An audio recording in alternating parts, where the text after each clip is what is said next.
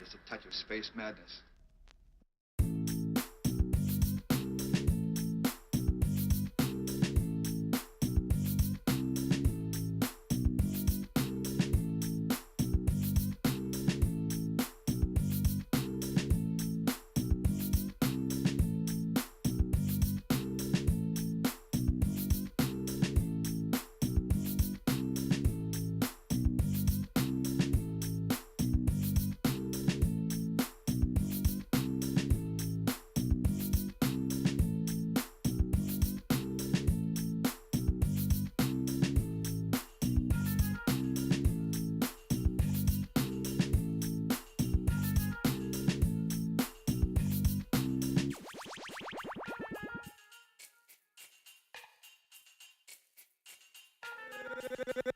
Gangsta Boogie.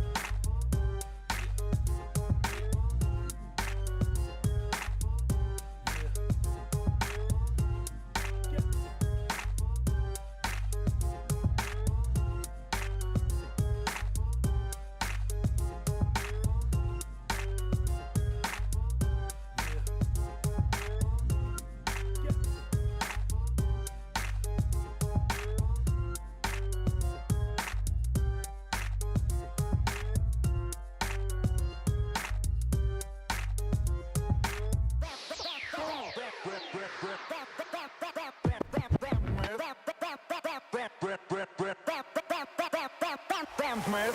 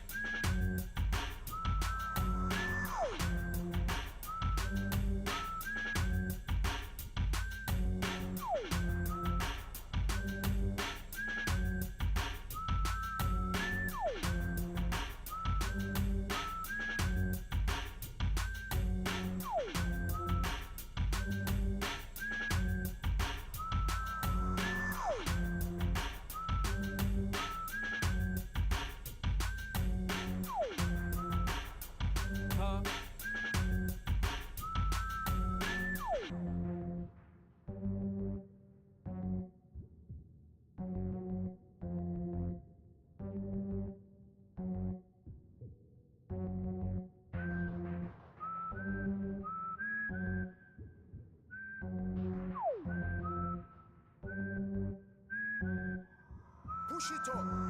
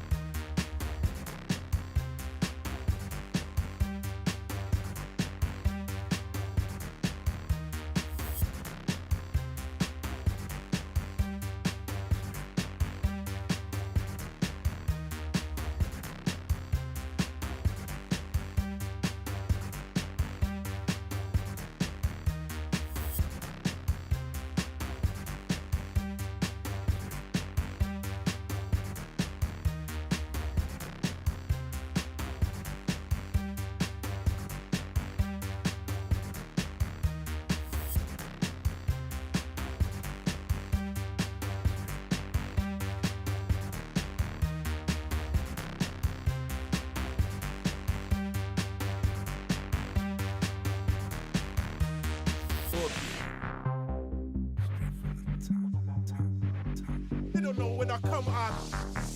Bang.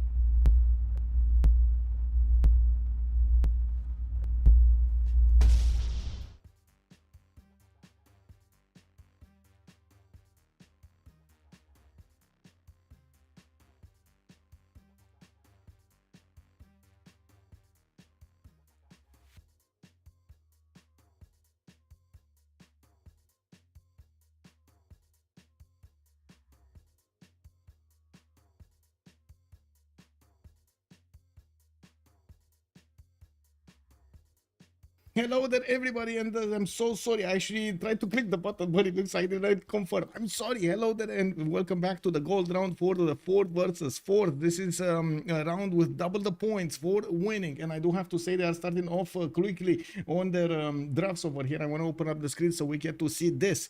Thank you so much, by the way, for telling me I'm muted. Thank you, Frankie. Hello there, sir, Frank the Tank. How are you doing? Also, welcome Cheesy K, and this welcome back Muzdrant. Oh, hello there, sirs. Big Rusty B, thank you so much for telling me. Marius, also thank you so much for telling me. Salty Capybara, hello there, ma'am, and welcome. And yes, we do have Hazagi playing, we do have Darius playing, FKDN is playing. I do need to wait for all of the others to join here. It looks like Ben is gonna play. We do have Tirits over here, and I'm pretty sure ma'am is gonna get into stream for the French community. Looking at the draft screen, they are starting to go for the pre-game bans, and we do see the planes did take out immediately Chandra Gupta. Man, they don't want the Gupta in the game. On the right side, looks like La Pegre is still thinking about the pre-game bans. They don't know the map yet. We will see the map after these 4 pre-game bans, and this is gonna give us a bit of an idea of what kind of map they're gonna want to go for. With Vietnam taken out and Chandra Gupta being taken out, it looks like they might be eyeballing those maps with quite a bit more territory than usual. We're gonna need to see if actually we're gonna have a Highlands being played between them. That is gonna be quite fun, and what can I say, it's gonna be a long night.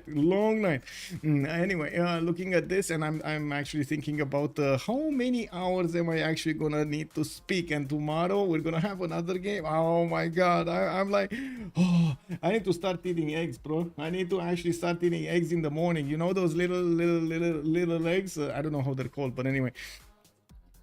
We do have on La Pegre still a ban needing to be chosen after they did take out Vietnam. Looks like they are still thinking about what to do here and not clicking buttons. We do have them 7. Oh, wait a second. I do see I have a bit of an issue here. Theodora is selected, and I do need to switch my there we go, so I can actually hear what's going on.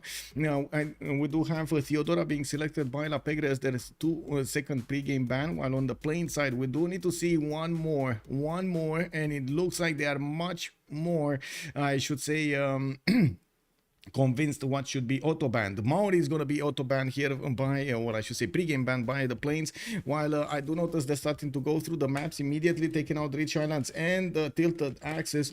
We do have them also taking out Pangea Classic Ridges. That also still leaves 7 Seas, Primordial, Lakes, Standard, the Inland Sea, and the Big Highlands available for them. Looks like Inland Sea is going to be the next victim here on the pick and ban phase of the maps, and while they are definitely thinking a little bit about this, they're not going through this as slowly as you might think. They definitely have a plan in mind, and it looks like the plan is to take out the 7 Seas next. Now, what will La Pegre take out? Are they going to try to force their opponents into an awkward position? I do believe that's not going to happen, especially since these two teams are very, very experienced. They have so many hours on their side. We're definitely going to see a lot of shenanigans during the game, and we're going to see them trying to inch forward with every little bit of it they can get. Kepor, hello there, sir, and welcome. Yeah, hoping for a good game indeed. Yeah, I do want to say hello also to YouTube, and I want to set my chats as proper over here. Hello there, YouTube, and welcome back to the stream. We do have Lakes, Pangea, Standard Ridges, and Primordial, the last choices. Looks like the Pangeas are going to be taken out, and I mean, it might be fitting that it's going to be ending up on, wow, I wanted to say Primordial. Because it should have been an explosive. I wanted to follow that up with like, oh my god, an explosive gold round, but no, it's actually on Lakes. I guess it's a kind of a watery last round. It is what it is. I'm not sure exactly what I should call Lakes over here, but I'm gonna think of something at some point. And we got the next wave of bans starting to appear over here on the screen, and it looks like Spain is gonna be taken out by the planes, while La Pegre will need to think about their choice.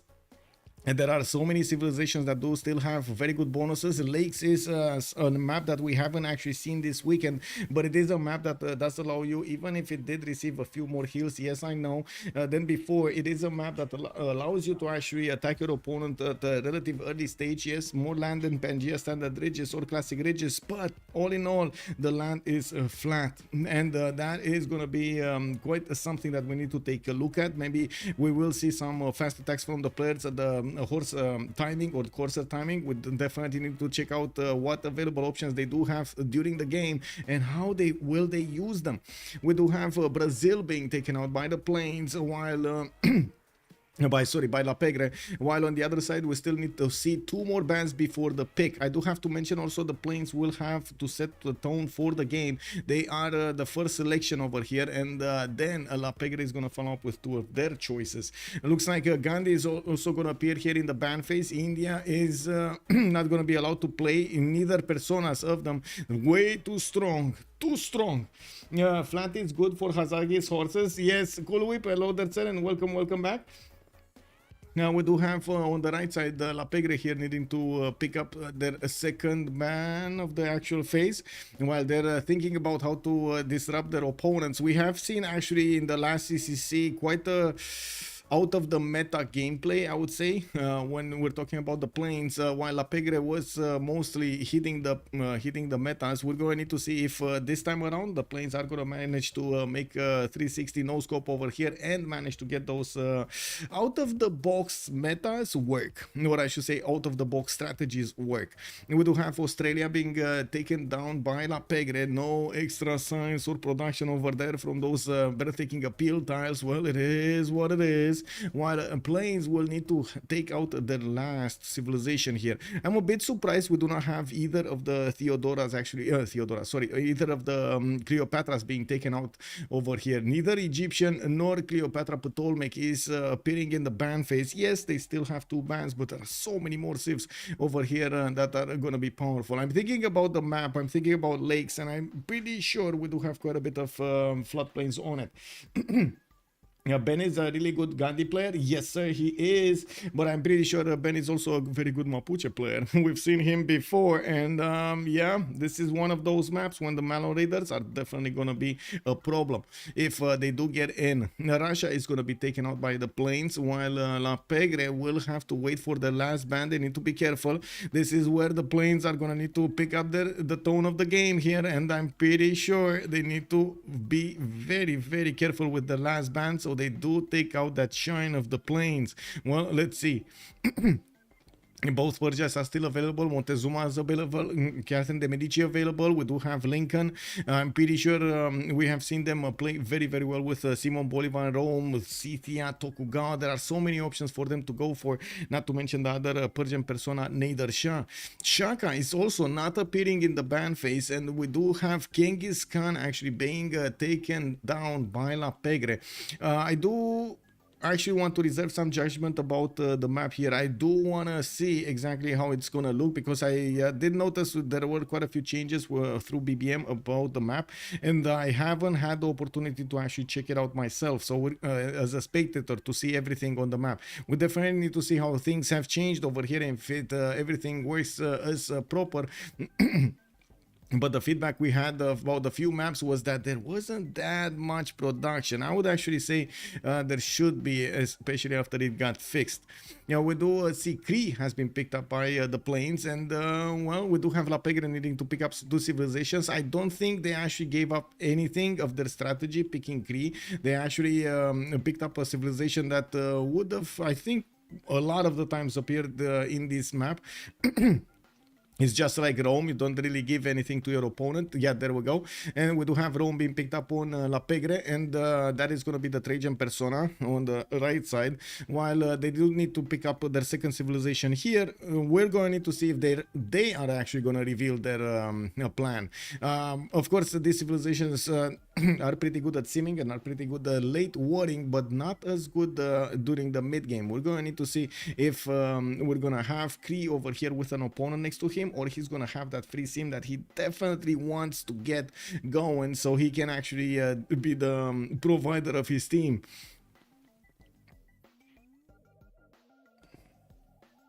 Lukeng, welcome back, sir. How are you doing?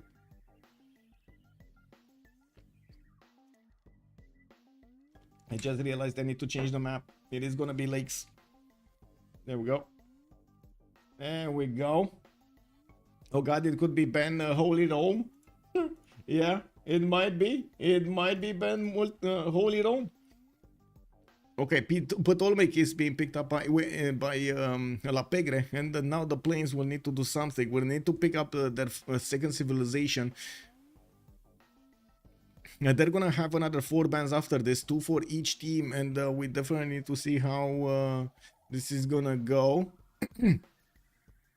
Looks like Basil II on the planes being picked up. Okay, maybe he's gonna drop some tagmas on his opponents. I'm pretty sure he's gonna want to inch forward with that crusade, not to mention bank up that taxi straight from his allies. We have seen the religion actually used multiple times before. Getting that +6 taxi straight is amazing, or if you do get the +8, it's gonna be awesome. While on the other side, yes, Ptolemaic having quite a bit of advantage when it comes to the early culture, or I guess we're going to need to see if he's going to get that advantage with the resources on his floodplains that need to be improved. While I do think there is a lot more gold potential on La Pegre, with both Ptolemaic being able to generate a lot of gold, and Rome. On the other side, Cree is probably going to need to carry at this moment Basil. We do have 4 more choices for them to go for. They can definitely pick up more civilizations that can deliver the gold, so they can balance out Basil II.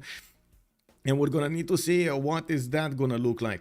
Look, La Pegre is gonna also take out Cleopatra, that's the Egyptian persona, and not gonna allow the sister of the other Cleopatra, Ptolemaic, to get in. Looks like also Zulu has been taken down with 2 more Civ bands to go.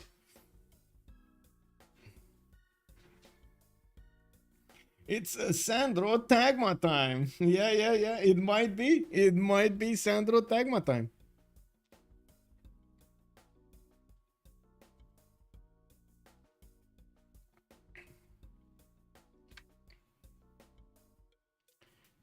Okay.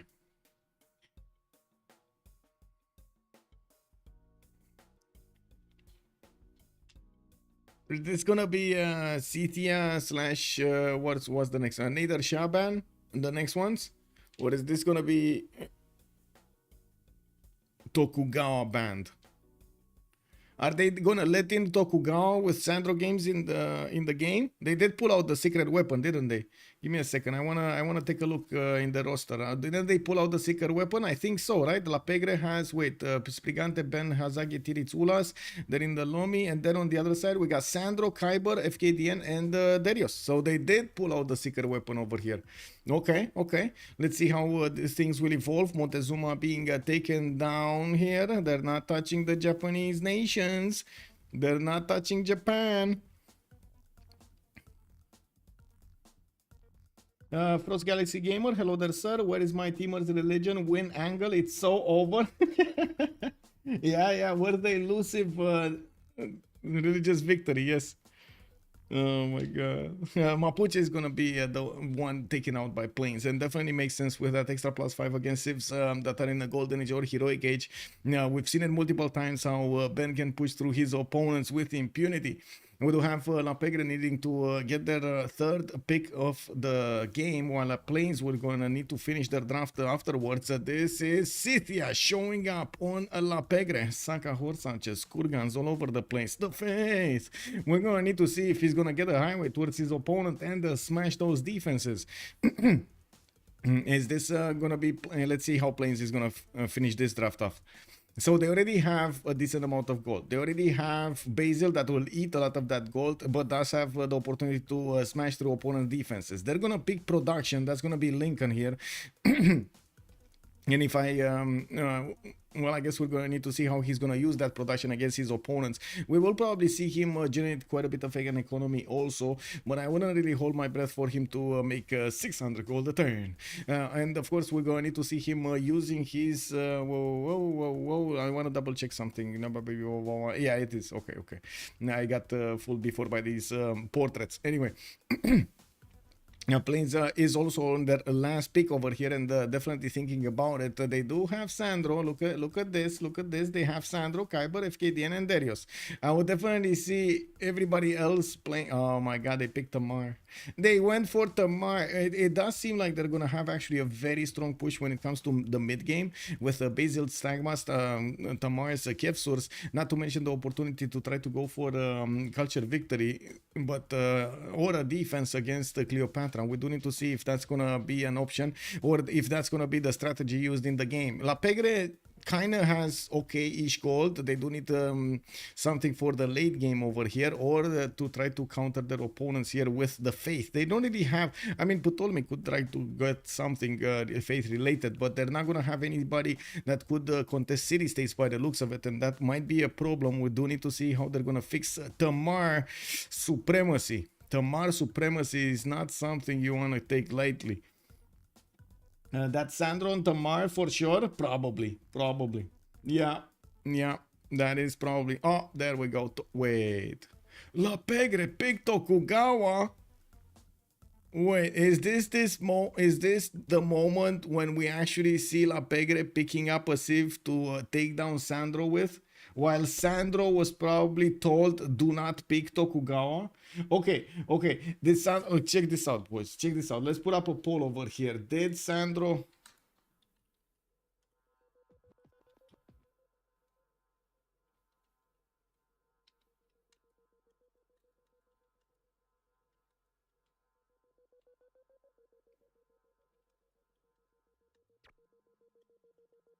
What do you think? Let's see. What does everybody think here? I'm going to put a poll for 2 minutes. Let's see in the chat. Do you think that Sandro did it by himself, as in he didn't want to pick Tokugawa and he wanted to mark this game?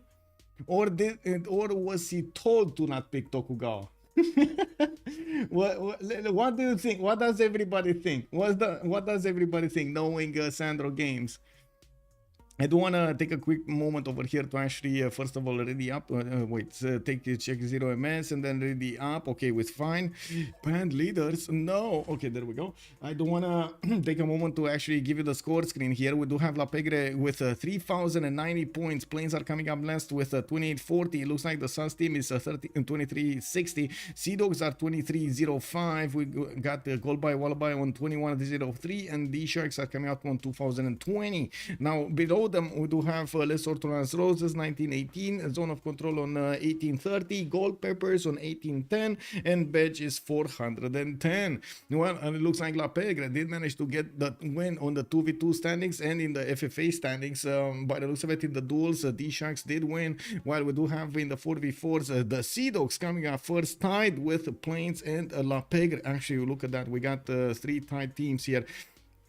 And looks like immediately Darius is, yeah, he doesn't want Tokugawa, man. He doesn't want Tokugawa in the game.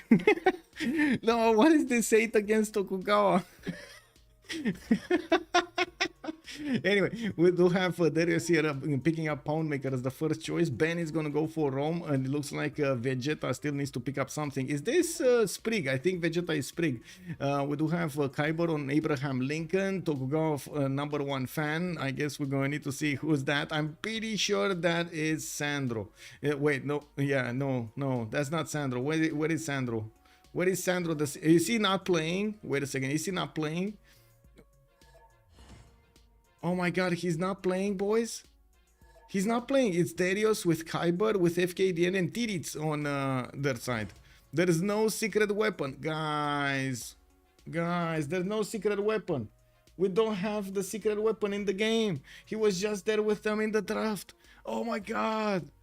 Oh, that, I mean, sure, okay. I guess Tokugawa, this is not going to have the same effect if they do manage to snatch a victory against the Plains with Tokugawa against Sandro that's not playing Tokugawa. Anyway, whoa. Sandro, what? Is this, what's going on here? He's changing his name. Wow, yeah, okay, I see. Tirits is, yeah, I was surprised that he was there. Okay. So he basically let Sandro sniff Tokugawa and then had to move away from Tokugawa. Oh my god, man. Oh my god. Yeah, that is Sandro is the name. Okay, that's Sandro Tamar. Okay, well, it looks like he is gonna pick Tamar. He had a whiff of Tokugawa, but was gone. And it looks like chat also agrees that he was forced to not pick Tokugawa. It is what it is. I mean, you know, sometimes Tokugawa just doesn't mix well with everything else. Let me see. Was told to not pick Tokugawa, wins with 6 votes in 2 minutes. There we go. We got it. Yeah, okay. So, loading into the first map, we do need to put up the prediction for how many remaps are we going to have during this game. How many remaps? 012. Submission period for 10 minutes. We're loading in, and I do want to put the same thing up on YouTube as well. Just give me a second to start up the poll. How many remaps? We do have 0, 1, and 2 as possible options. Let's start the ball and take a look at what's going on over here in the game. We do have the new map loaded here. This is going to be the first one. They do have the lakes map actually revealed to us, and I do have to point out we're going to have on the left side La Pegre, while on the right side we do have the plains. Looks like Egypt is probably going to be okay. I guess this is the moment I need to ask chat, left or right? What do we do, left or right? Rota, hello there, sir, and welcome. I hope 0. Yeah, I mean, this is lakes. It might not be that bad for them to, you know, just stay on the map. That is left or the right. Come on, you know the drill. Left or right? Left. Okay, Natro, hello there, sir, and welcome. Dave Plays, also good evening, sir, and welcome. Let's take it from the left. That means we're going to talk about Hazagi here. Let's find out where Mr. Scythia is. And that's Japan. This is Byzantium. We got some Kree sprinkled in the mix. We got some Scythia here. There we go. Hazagi with Scythia is gonna get his 2-2 base, and I gotta say this is coming kinda disturbing. A single 2-2 around his city. He's gonna have his 2-2 base from the hill. That would have been there anyway. And I do see he's gonna have some other 2-2s, but not close to the city center. Not there in the first ring. Well, he does have quite a bit of river network to go for south and east, and we're gonna need to see if this is, well, oh my god, he has so much land. He has to the east side Kree to maybe go against, and wait, the scrolling seems very slow. I hope La Pegre wins. So Ben can pay off his debts. Yeah, kick W. Lol. It's fine. It should be fine, right? Or do we have some wait, do I have drop frames? No, it's fine. It looks fine. Or at least on my end, it looks fine. Is on your end not looking fine? Anyway, I'm not sure what you're referring with. The scrolling seems very slow. Anyway, okay. Let's see. So Hazagi. He's gonna have actually very fast movement towards Kree by the looks of it. Of course, making use of his Saka horse archers and his horses can definitely get into Darius' side and deal some damage to Kree. This is not gonna be a safety Kree. This is gonna be a problematic Kree. We do have Tokugawa to the northwest. Japan is gonna be played by Tirits, while in the north it looks like Spriggan is gonna be behind Lake, so that he's probably gonna get to defend quite nicely. Looking at Tokugawa here as the next one, we do have him benefiting from an amber tile to get some extra culture points, and I do notice he's gonna be on the coast with a lake next to him to get the extra fresh water, while I do notice he's gonna have some other cities to settle here with the fresh water. We do need to see how he's gonna want to play all of this out, how he's gonna try to get the maximum advantage of this map. I do have to say these these reef tiles are actually quite fun. Look at this. He actually can get a +4 in campus over there, but who's ever gonna get that tile from the banana? Next game. We do have some 2-2 tiles around him, and I'm pretty sure he's gonna grow much faster with the amber tile. And that's about it about him. Let's take a look at Cleopatra. He does have wheat tiles there on the floodplains. It looks like he's not gonna have a lot of floodplains in the capital, but it's definitely decent, and he's gonna have quite a bit of production here from the hills in the north. While I do notice he's gonna have a decent spread of floodplains towards the northwest, towards the mountains, while he's gonna also have a tobacco settle and some dice to get the free faith from. I'm actually quite curious if he's gonna settle in these two also, like this tobacco tile, and then next to the tobacco tile to the northwest over there, next to the tundra, to benefit from the extra faith. Oh well, we'll see.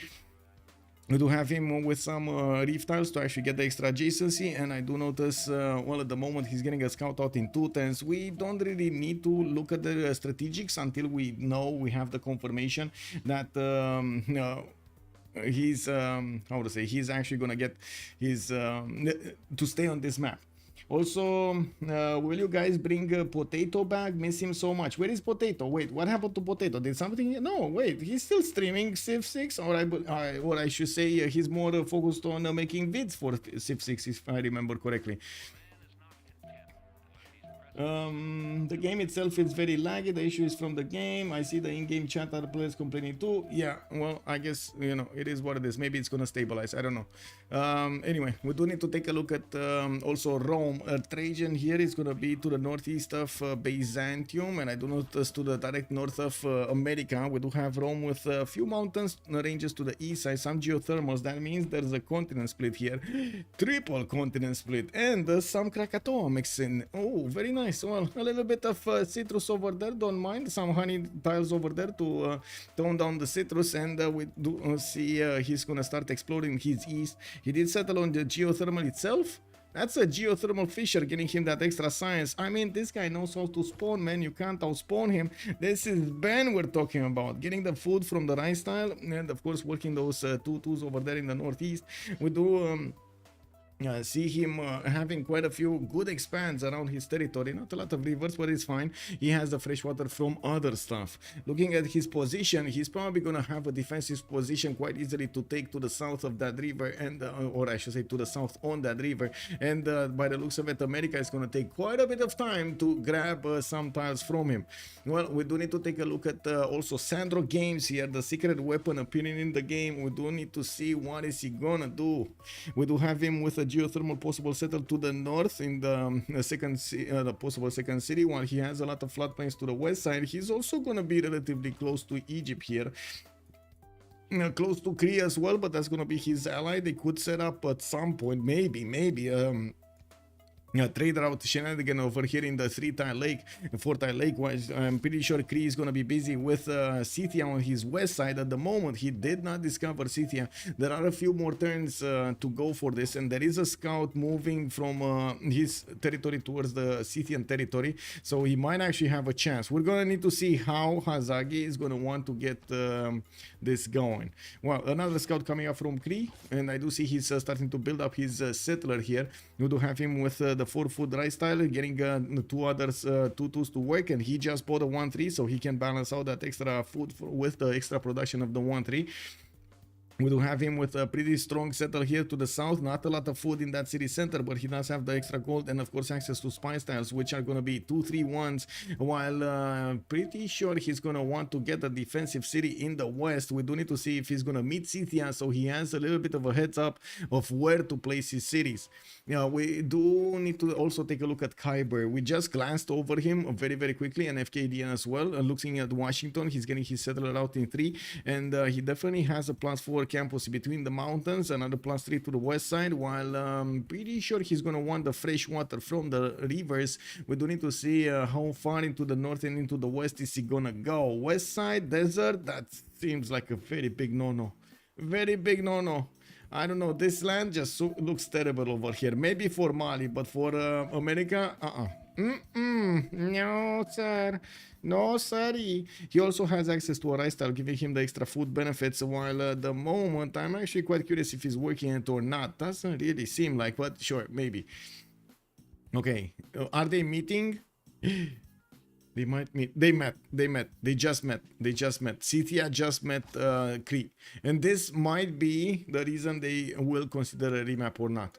I guess let's actually take a look at the vision between the. So they have somebody here to trade. They have somebody here to trade. That's fine. On the other side, we got trade routes here. We got trade routes here. So it doesn't look like for position-wise they have that much of a problem. Now, well, looking at FKDN here, he's not going to get to apply his amazing taxes trade easily against Rome. And we do need to see him also choose his next settle locations. Easy settle on the wine tile towards the south, while he does have also POP to choose from the southwest. I'm not sure if he ever saw that. Wonder. Oh, I mean, wait, did he actually see this? Because he didn't discover it. Did he actually see this? I would imagine if he had a scout there, I would imagine he would have wanted to actually discover that for his holy site bonus, for his boost. Did he just move away I mean, it's not hard to actually move away from that. It is what it is. Caramelized honey, oranges. Yes, exactly. Well, remap vote going on here. We do need to see what they're gonna go for. It looks like instant yes or no from La Pegre, while we're gonna need to wait for their opponents to actually get this through. The planes are thinking about it. They're churning this information. We gotta see what are they gonna end up landing on.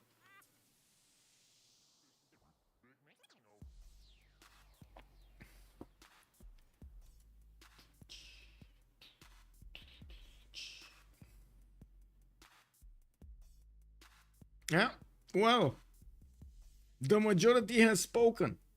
Both teams want to remap this. That means, you know what that means. Ding, ding, ding, ding, ding, ding. We need to finish the prediction.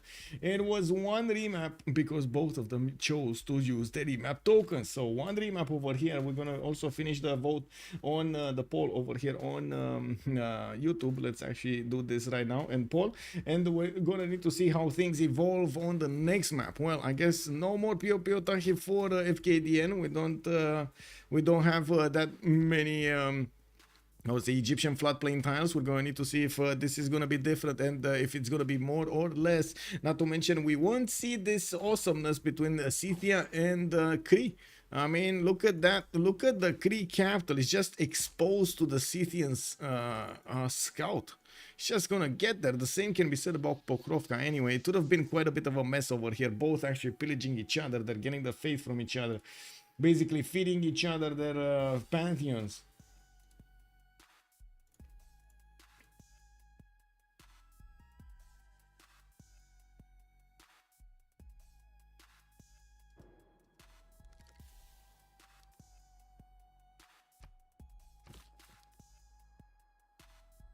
Okay, so you guys know what time it is. Left or right? We started off with the left last time. Do you still want me to start off from the left or we take the right? Left or right? What do we do? What do we do? Chat. Just about Absol. I don't know why, but those Cree colors feel all wrong to me. Yes. Okay. Left it is. Frost Galaxy Gamer was the first one. I'm sorry, Cool Whip. Let's actually take a look from left again. Tomaris. Let's see Tomaris. Where is he and why is he not settling?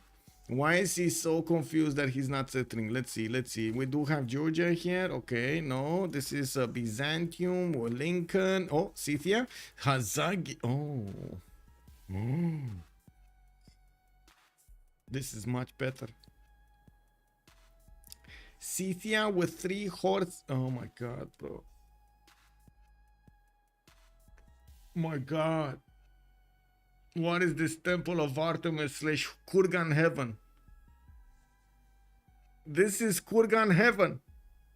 Honestly, I think they should have kept the last map. They definitely should have kept the last map. Scythia was in trouble there. Now, oh my god, look at the horses, look at the sheep tiles, the cattle tiles winking at him. He has some ivory over there poking from the northeast, and he definitely has a highway towards his opponent. America Kaiber is going to need to defend himself against an overgrown Scythia. Well, we do need to see Also his iron, he's gonna have it in the second ring. By the looks of it, he's moving directly on the tile next to the other tiles. He's not gonna get to buy that many tiles, doesn't need to. And by the looks of it, we do have him still needing to get, oh my god, he's going builder first also. I mean, this kind of needs it. This is exactly, Vile Muffin calls it out. Temple of Horsemus.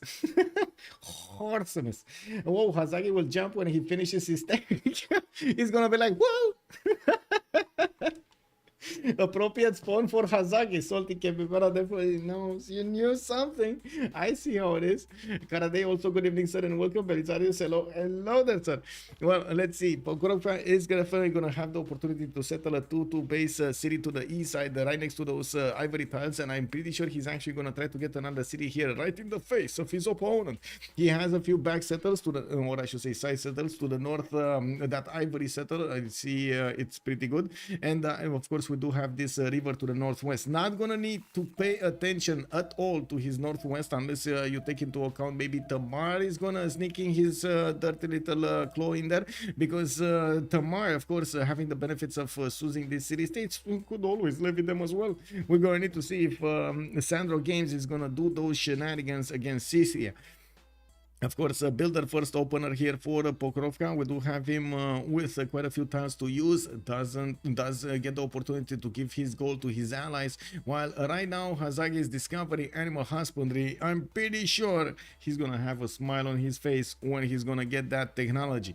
We do have Tokugawa to take a look at. Tokugawa, north of Basil, very far away. He has Zangedangxia for free. Looks like in the south over here, he's just gonna need to discover between the mountains what that wonder is gonna do to him. We do have him also with a 3-1 citrus and a 1-3 tile plus 5 harbor, easy to achieve, not to acquire, not to mention quite a few very good campuses next to these, between these mountains and the reef tiles. Pretty good settle to the north, not amazing, I gotta say. This doesn't look like amazing land for him. While I'm pretty sure he's gonna want to stay coastal, he has all of this coast to the east side that he's not gonna get to share with Tbilisi. With I'm pretty sure Georgia is, oh my god, guys, it's happening. Wait, astrology, Rome, astrology, wait, what is he going harbors? No. Okay, astrology Rome. I mean, this is free sim Rome, I guess, you know. He's gonna go for it. And I gotta say, remember what I said, that we might actually see Sandro Games taken down by Tokugawa, by his favorite civilization. Can you imagine the horror on his face when he sees Tokugawa's units next to his border and he can't do anything about it? Can you imagine the horror in Sandro Games' soul when he's gonna be ripped away from his favorite civilization and beaten with it? That is going to be harder. That is going to be harder for him. And yes, astrology Rome, Mr. Toes, hello there, sir, and welcome. Rafifi, also bonsoir monsieur, bienvenue. We do have to take a look here next. Let's see. Tokyo does benefit from an iron tile. We do have horses in the first ring of that city center, and from what I do notice, Tiritz is going to open up with campuses here. We do have Sprig doing the same, going for writing encode of laws. That is probably the fastest way that he could get everything going.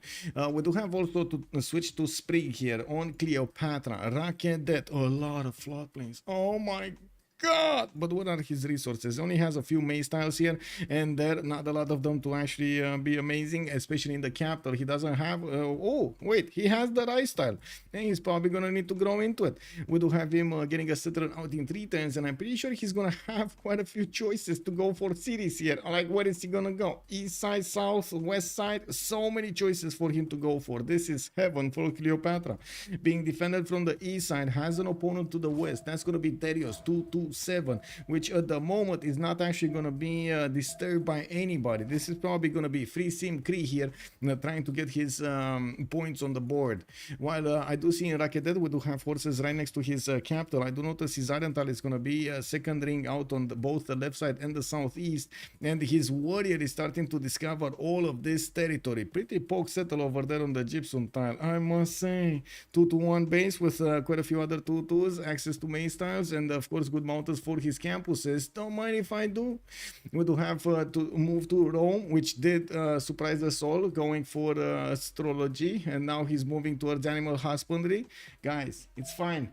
He's not putting a holy site down. And yes, he might actually be waiting for the boost. Is this Holy Rome? Chat, is this Holy Rome? Why would the free sim Rome go holy sites here and not like a commercial hub harbor?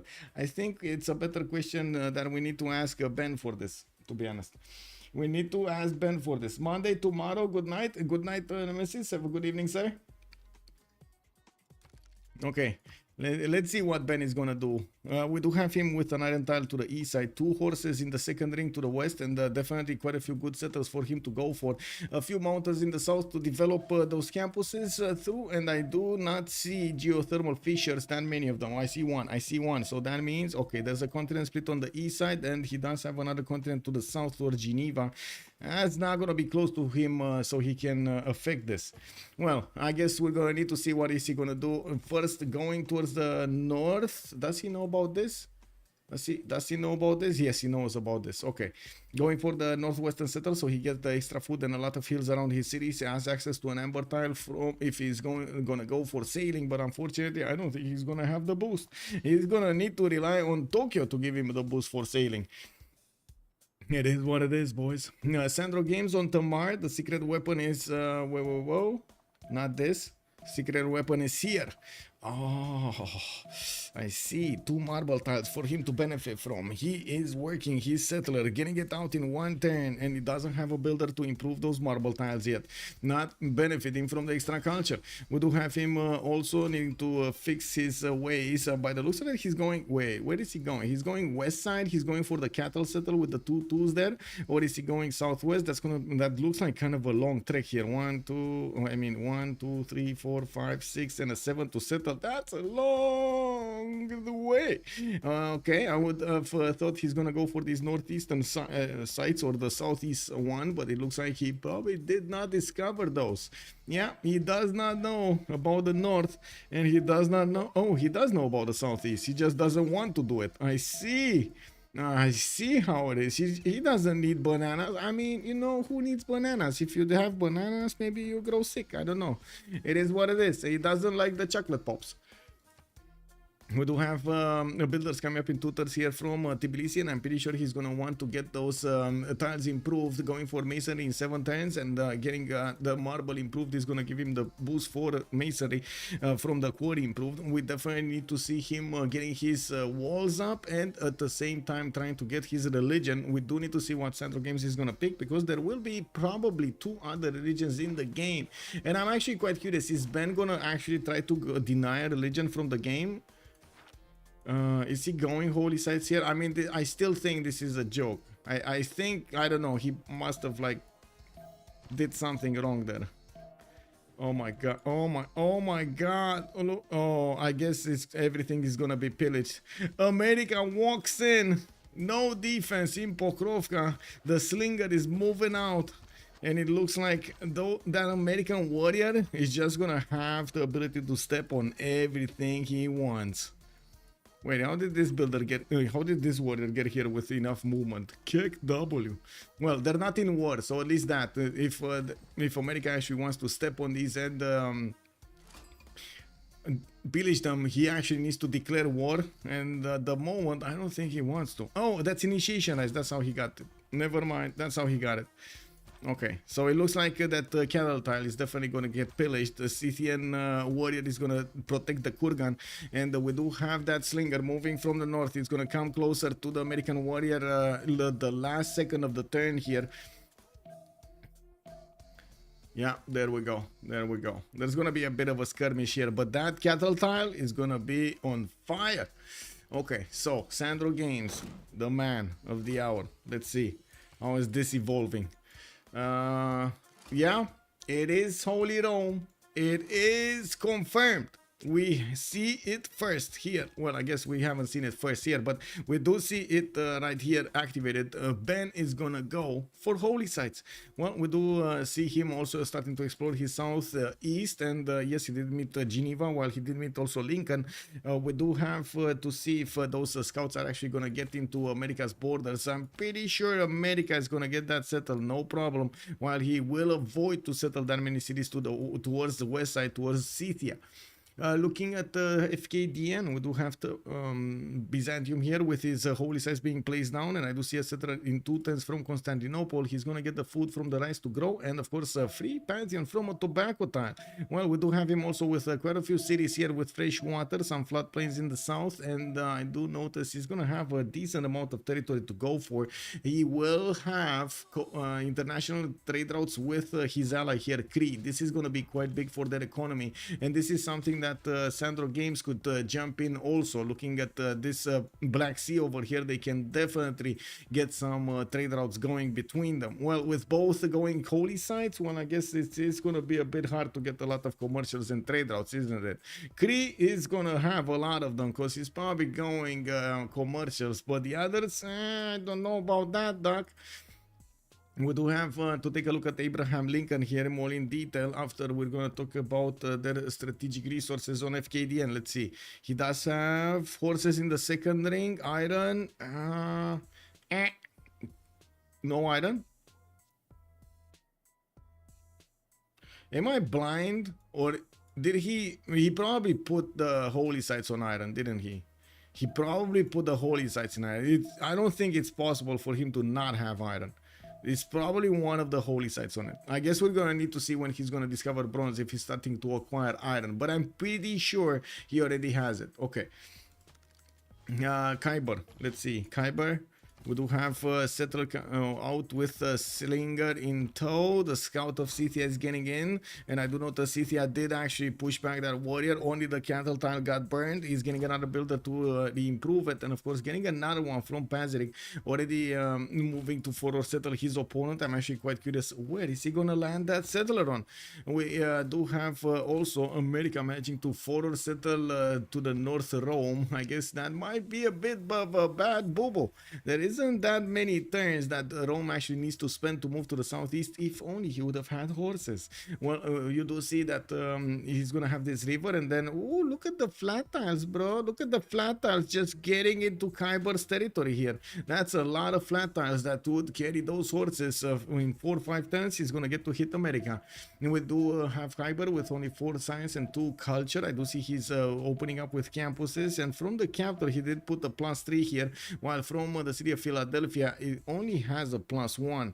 We do have a settler moving somewhere, and I would say somewhere because I'm not sure if he's going southwest, south, west side. Like where is this one? Where is this guy going?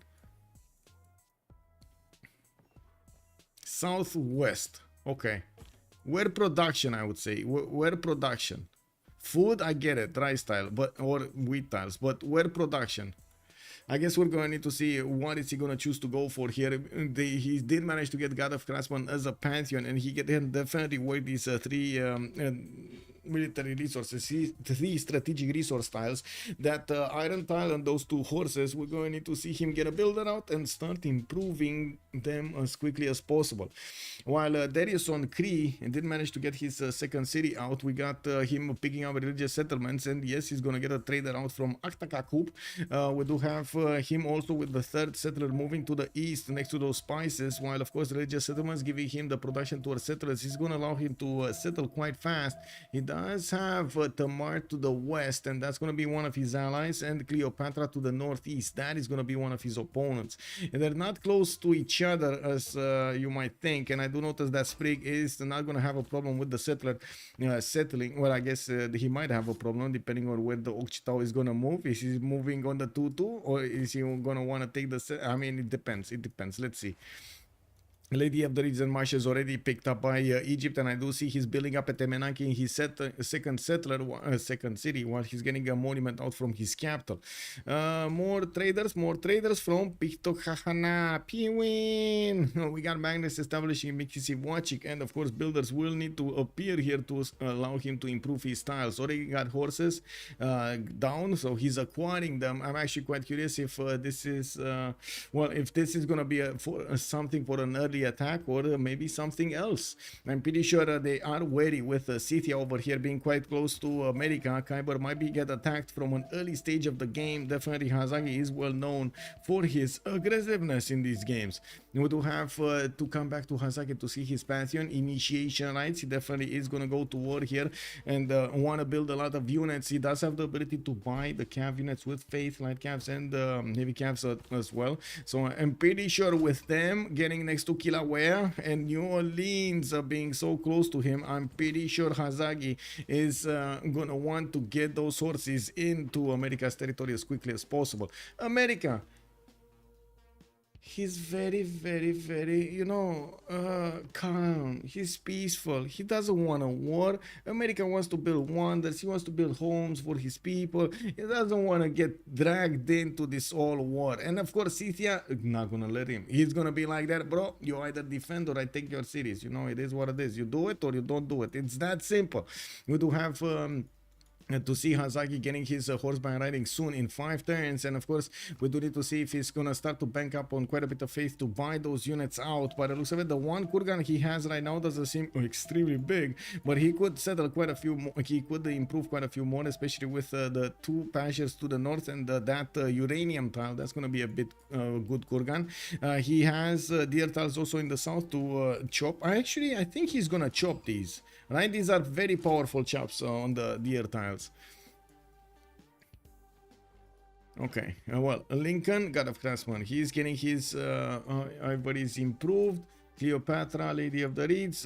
We don't have Rome getting a pantheon yet, but he's starting to make 2 faiths, so I'm pretty sure he's gonna get it soon. Another holy site coming up from the northwest, and I do have to point out he's using Moksha first in the second city, not putting it in the capital. He's probably reserving the capital for something else, and we do need to see what that something else will be.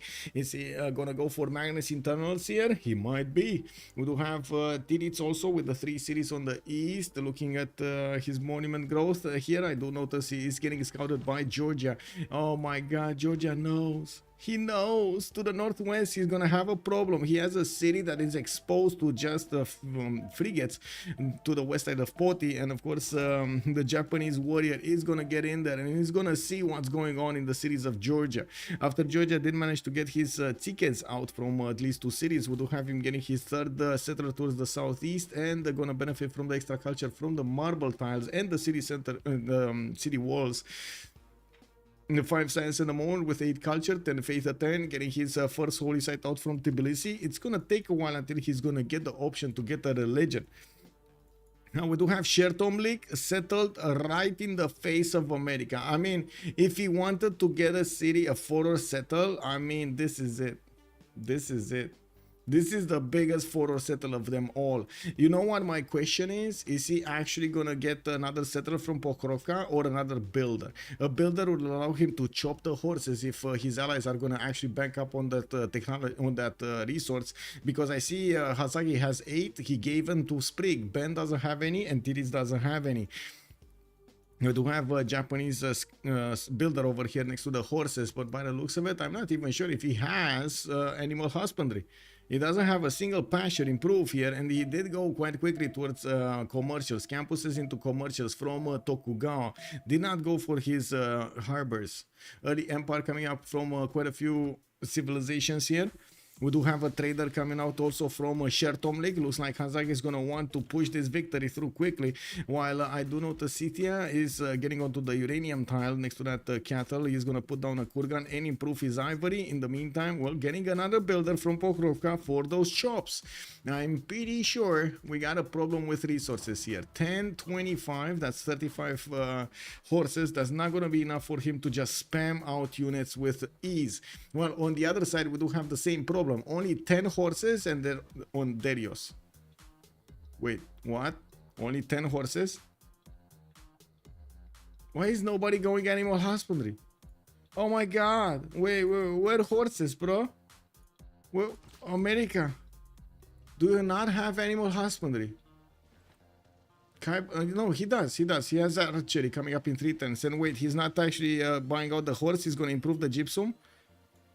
Is he totally underestimated the danger he finds himself in? Because Hazagi is 7 faith a turn. He's going to buy a horse with what, 60 faith?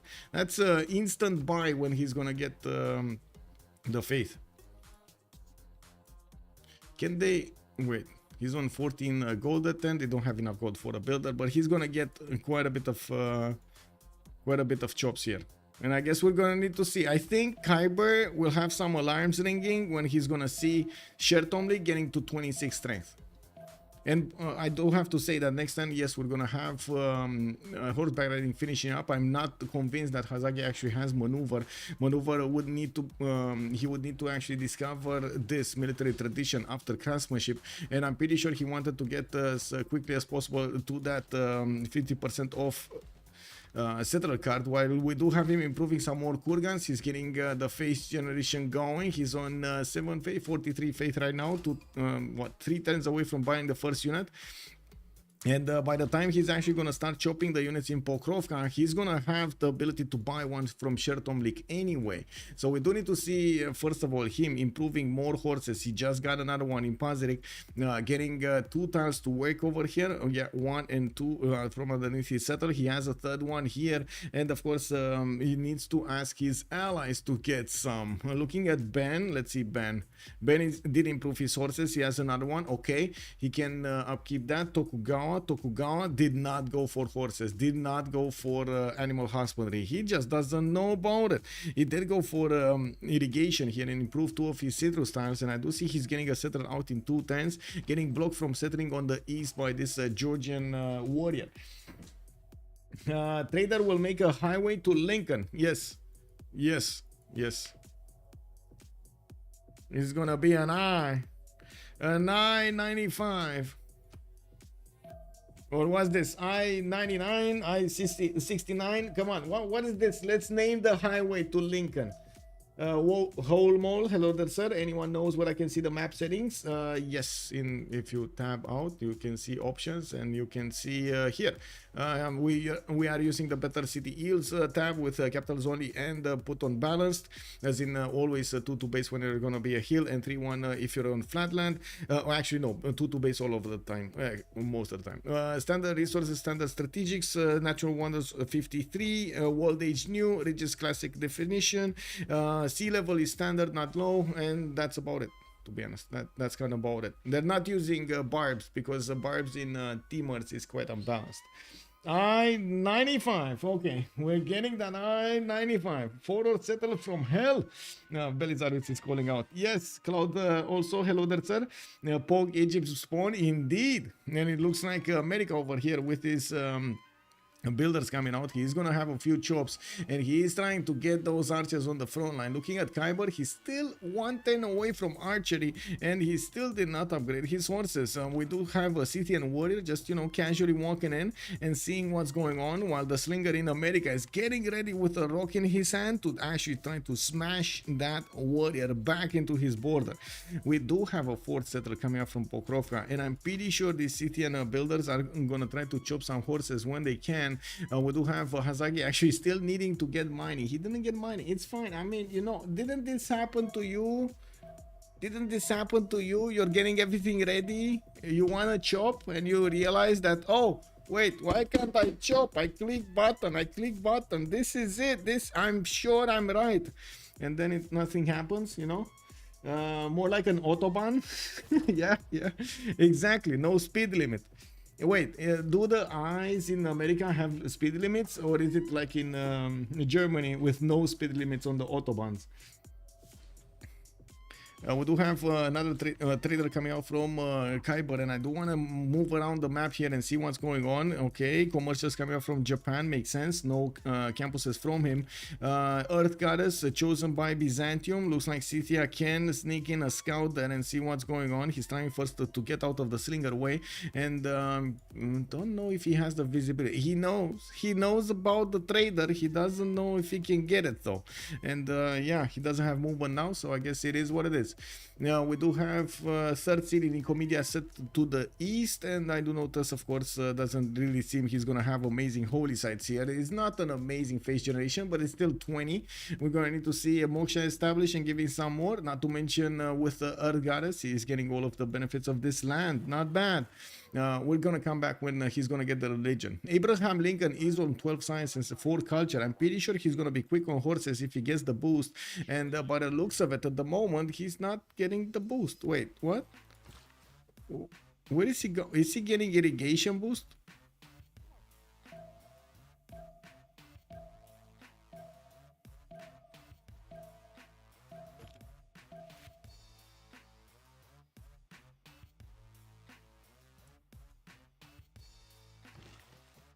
Guys, is he getting irrigation boost? Like, is he gonna make a farm, a med pack for his opponent? No. Okay. Oh my god. Oh my god. My sugar got low, man. Unbelievable. Everybody goes over the speed limit in Florida. I see. Speed limit 65. That's miles an hour, right? Okay. I-95 has limits on paper. Oh, it's just on paper. I see.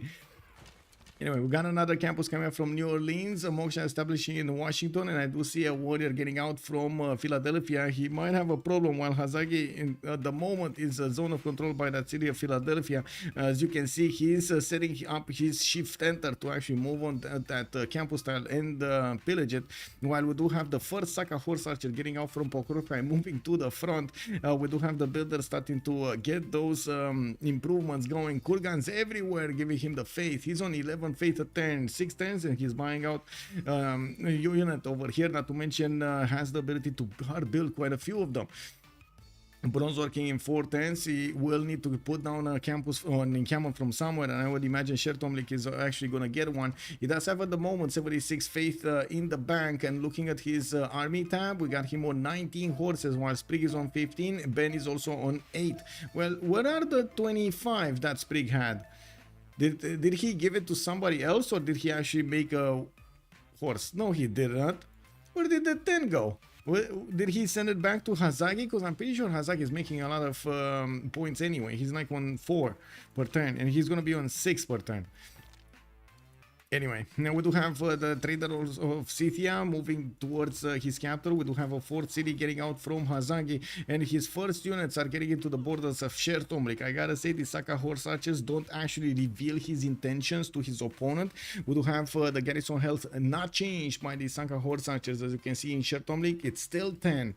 Now, looking at the era score, we do have 4 more turns until the next era, and I do have to say everybody successfully got their golden age. Looking at the army tab, we still have Darius getting the most horses, while I do see Khyber, FKD and Sandro did manage to improve theirs. This is gonna help them help out Lincoln stay alive. We got a few religions here. Looks like Rome did go for work ethic with tithe. Definitely quite a bit of production that can be acquired from the shrines and temples. But wait, did he actually get 2 of them? He did get 2 of them. Okay, I mean, okay, I want to see this happening. This definitely has a lot of potential to do a lot of boom boom during the game. We do have Magnus establishing that in 4 turns, and while he is getting a ancestral hall, he is going to also try to put these settlers to benefit from ancestral hall as quickly as possible. Doesn't actually have a builder job to get it quicker, but I guess it is what it is. Now we do have to see what's going on. Horses already bought. Tech side. FKDN is 5 turns away from horses. Kyber is 2 turns away from horses. He has a single builder, 2 builders, okay, 2 builders and the ability to chop in Washington, but no Magnus. We do have Hazagi with the Saka horse archers getting into the front line there, and of course with the 12 faith per turn, he is going to buy quite a few of these horses. He will need to be careful not to lose them and dwindle the number of units that America has, and I'm pretty sure the Saka horse archers will do just that. And we do need to see the next horses getting onto the front line, and I wouldn't be surprised if he's gonna start working the general card. I do notice Japan is starting to get the Zanki Dankia tiles, so he has 2 merchant points per turn and 2 of these general points per turn. This is actually quite poke for him. He's gonna have the opportunity to recruit one of the merchants basically for free, even though he did manage to put down quite a few commercials. Well, he's basically masking the Zanki Dankia he has. Well, a little bit. Now we don't really have more builders coming around, while CCC did not stop to put any kind of district out. This is an all-out commitment from Hazagi to attack into America and take him down from an early stage of the game. We do have CCC also not able to actually get that campus. He's gonna go for the other one. This is much juicier. This is much juicier. It's a +3 campus in between the mountains, giving Kyber over here the ability to get that horseback riding quickly. We do have maneuver also 3 turns out from, oh, that's gonna be another bit of a boo-boo. He's gonna need military tradition card, man. Well, it is what it is. Maybe he's gonna get it next turn. We'll see. Anyway, first attack from Scythia will happen, but it looks like the Saka horse archers are starting to pour through the river, and we do have a second horse coming up from Shertomlik next turn, but it looks like Kyber is putting up defenses, so it's not going to be that easy. We do have the city of New Orleans with, well, an archer that's about to be taken down, another 2 to the south that are going to try to do some damage, but it doesn't look like they can actually withstand. Oh, no military edition chop, no Magnus chop. Horse comes out next turn. He's gonna need to make up his mind if he wants to go to the northeast, delete the other warrior, or try to fend off attacks from New Orleans. I gotta say, these Saka horse archer numbers are starting to look a little bit scary, especially because they can eat alive these archers. Hazagi gonna get his bronze working, Kyber gonna get his bronze working. 4 cities strong over here. Scythia does have 40 production, while Kyber is 38, and I feel like I spent a little bit too much time here. And we got commercials opening from Cree, religious settlement still there, not going for his major expanse here for the 4th and the 5th and the 6th.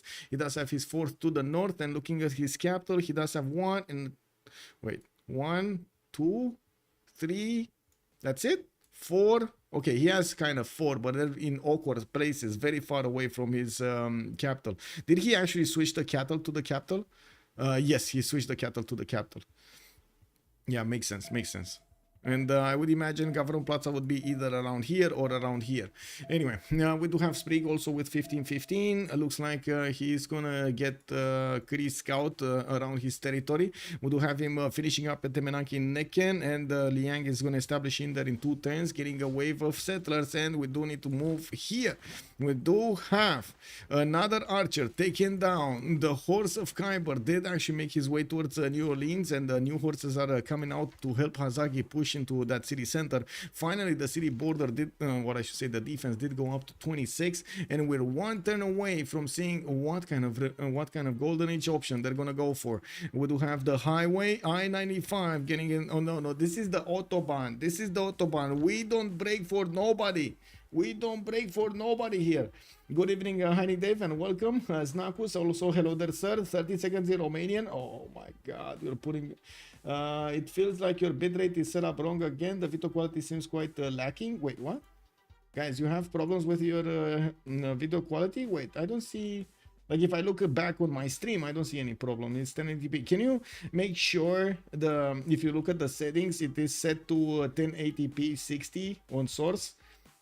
It might be that Twitch randomly changed the settings because of whatever he found on the speed of the internet or something, of your internet. Also Snakus, 30 seconds in Romanian. Ok, hai să vedem cum aceste două echipe o să se confrunte în seara asta, între cele două echipe, avioanele care merg împotriva mafiei din suburbii, din subteran, o să vedem cele două echipe cum se înfruntă pe harta lacuri, iar în acest moment avem un război între Scythia și America. Se pare că Kiber o să aibă o mare problemă cu Scythia lângă el, dar în același timp se pare că Hazagi o să piardă câteva unități la rândul lui. Vedem cum Kai lui Scythia reușesc să distrugă destul de multe unități ale Americii, dar în același timp Scythia reușește să creeze, să antreneze alte unități cu care să meargă la război. There we go. I-95 is US East Coast. Yes. But I think the question is, does it have limits? That's the question. Does it have limits? Also, all triangle video looks good when stationary. Some light stuttering when moving the screen. Oh, wait, is it? Let me actually. I see what you mean. I see what you mean. Let me actually move it around a bit and see if the codec is at fault here. But I don't think so. No, doesn't look like the codec is at fault. Checking settings. Should be the normal ones. No, I guess I'm gonna try to not move around as much. The stream looks normal to me. Okay, Jargonat, hello there, sir. It's the drugs. It's the drugs. No, well, I hope it's not, actually. I hope it's not. Kick W. It is what it is.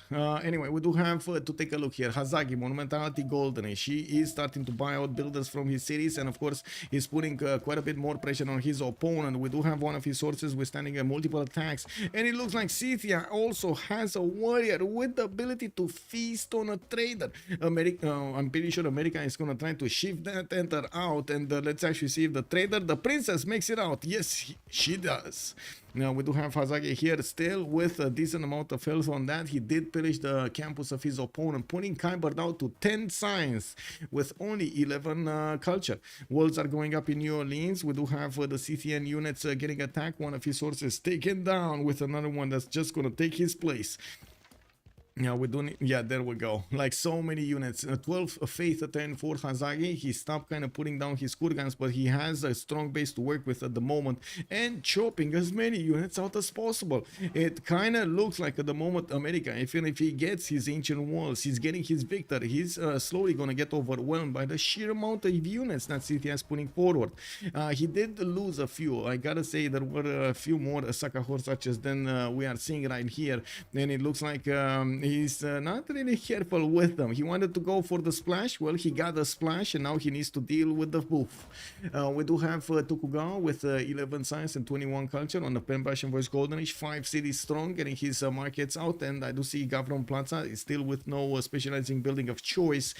He does have an opponent to the east side, Sandro Games, which is not that far, not that close from him. He's across the pond, and I think the biggest question is, will we see a disembarkment attack against Georgia from Tiritz? Sprig did go for Penbash and Voice Golden Age. She's getting pillaged here by Kree, and I do see archers are coming around to help push back that Okchitao. And yes, we do have Ancestor Hall in 2 turns from the city of Rakedet, while he's gonna get a theater square between the temple of what is that? It's Temple of Artemis, right? That is Temple of Artemis, and his Etemenanki. Temple of Artemis actually placed there. It's gonna give him so many amenities.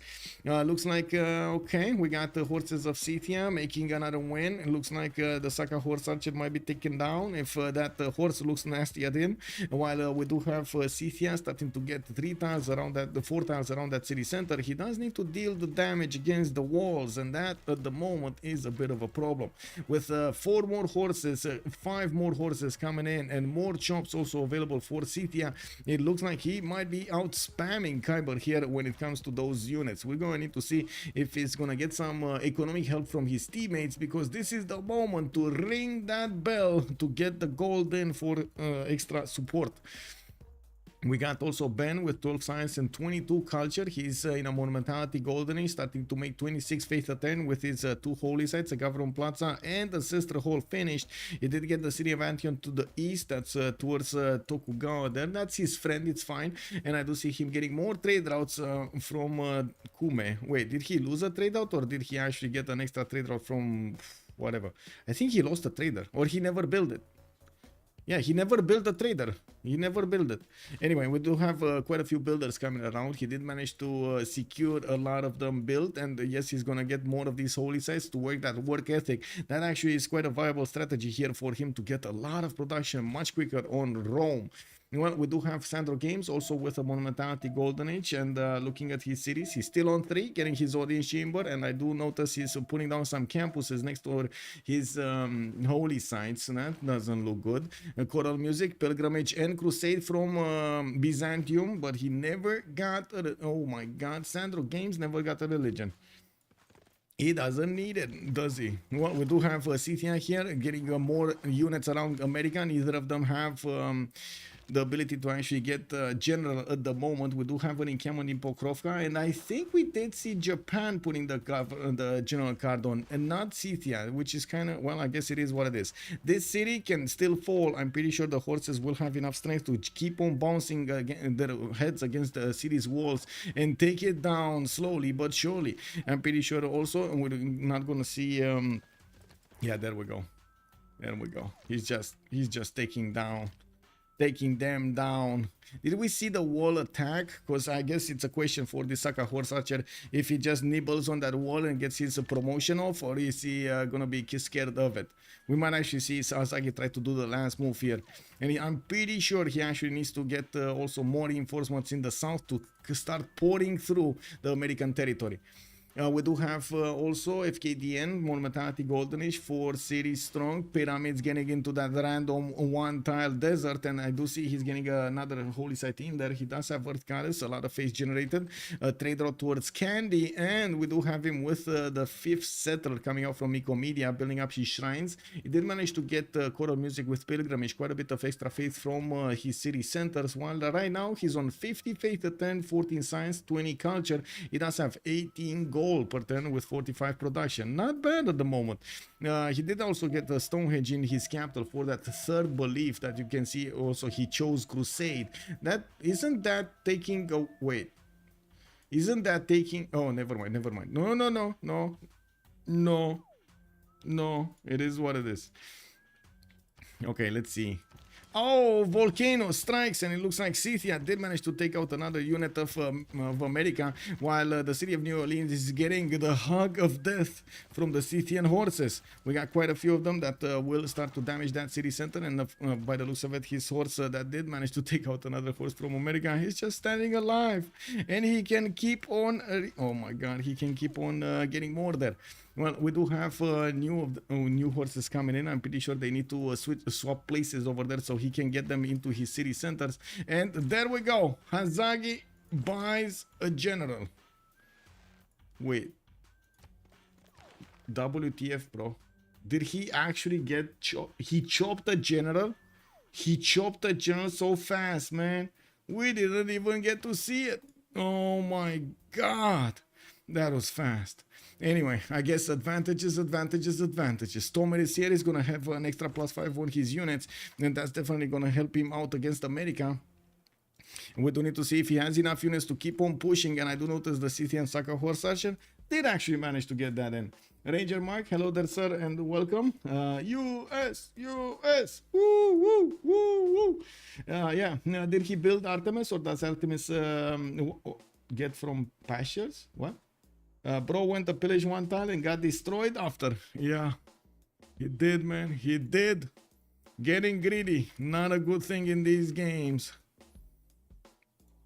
Well, let's actually see how things are gonna appear over here on the other side. We do need to take a look at Darius as well, not only on Kyber. Kyber here is kind of stuck. He's going to need a lot more units, and it does seem like at the moment Scythia is putting quite a few more units against him. We do see another one of these horses is going to be taken down, while while Hazagi still has a bit of a problem with his ranged units.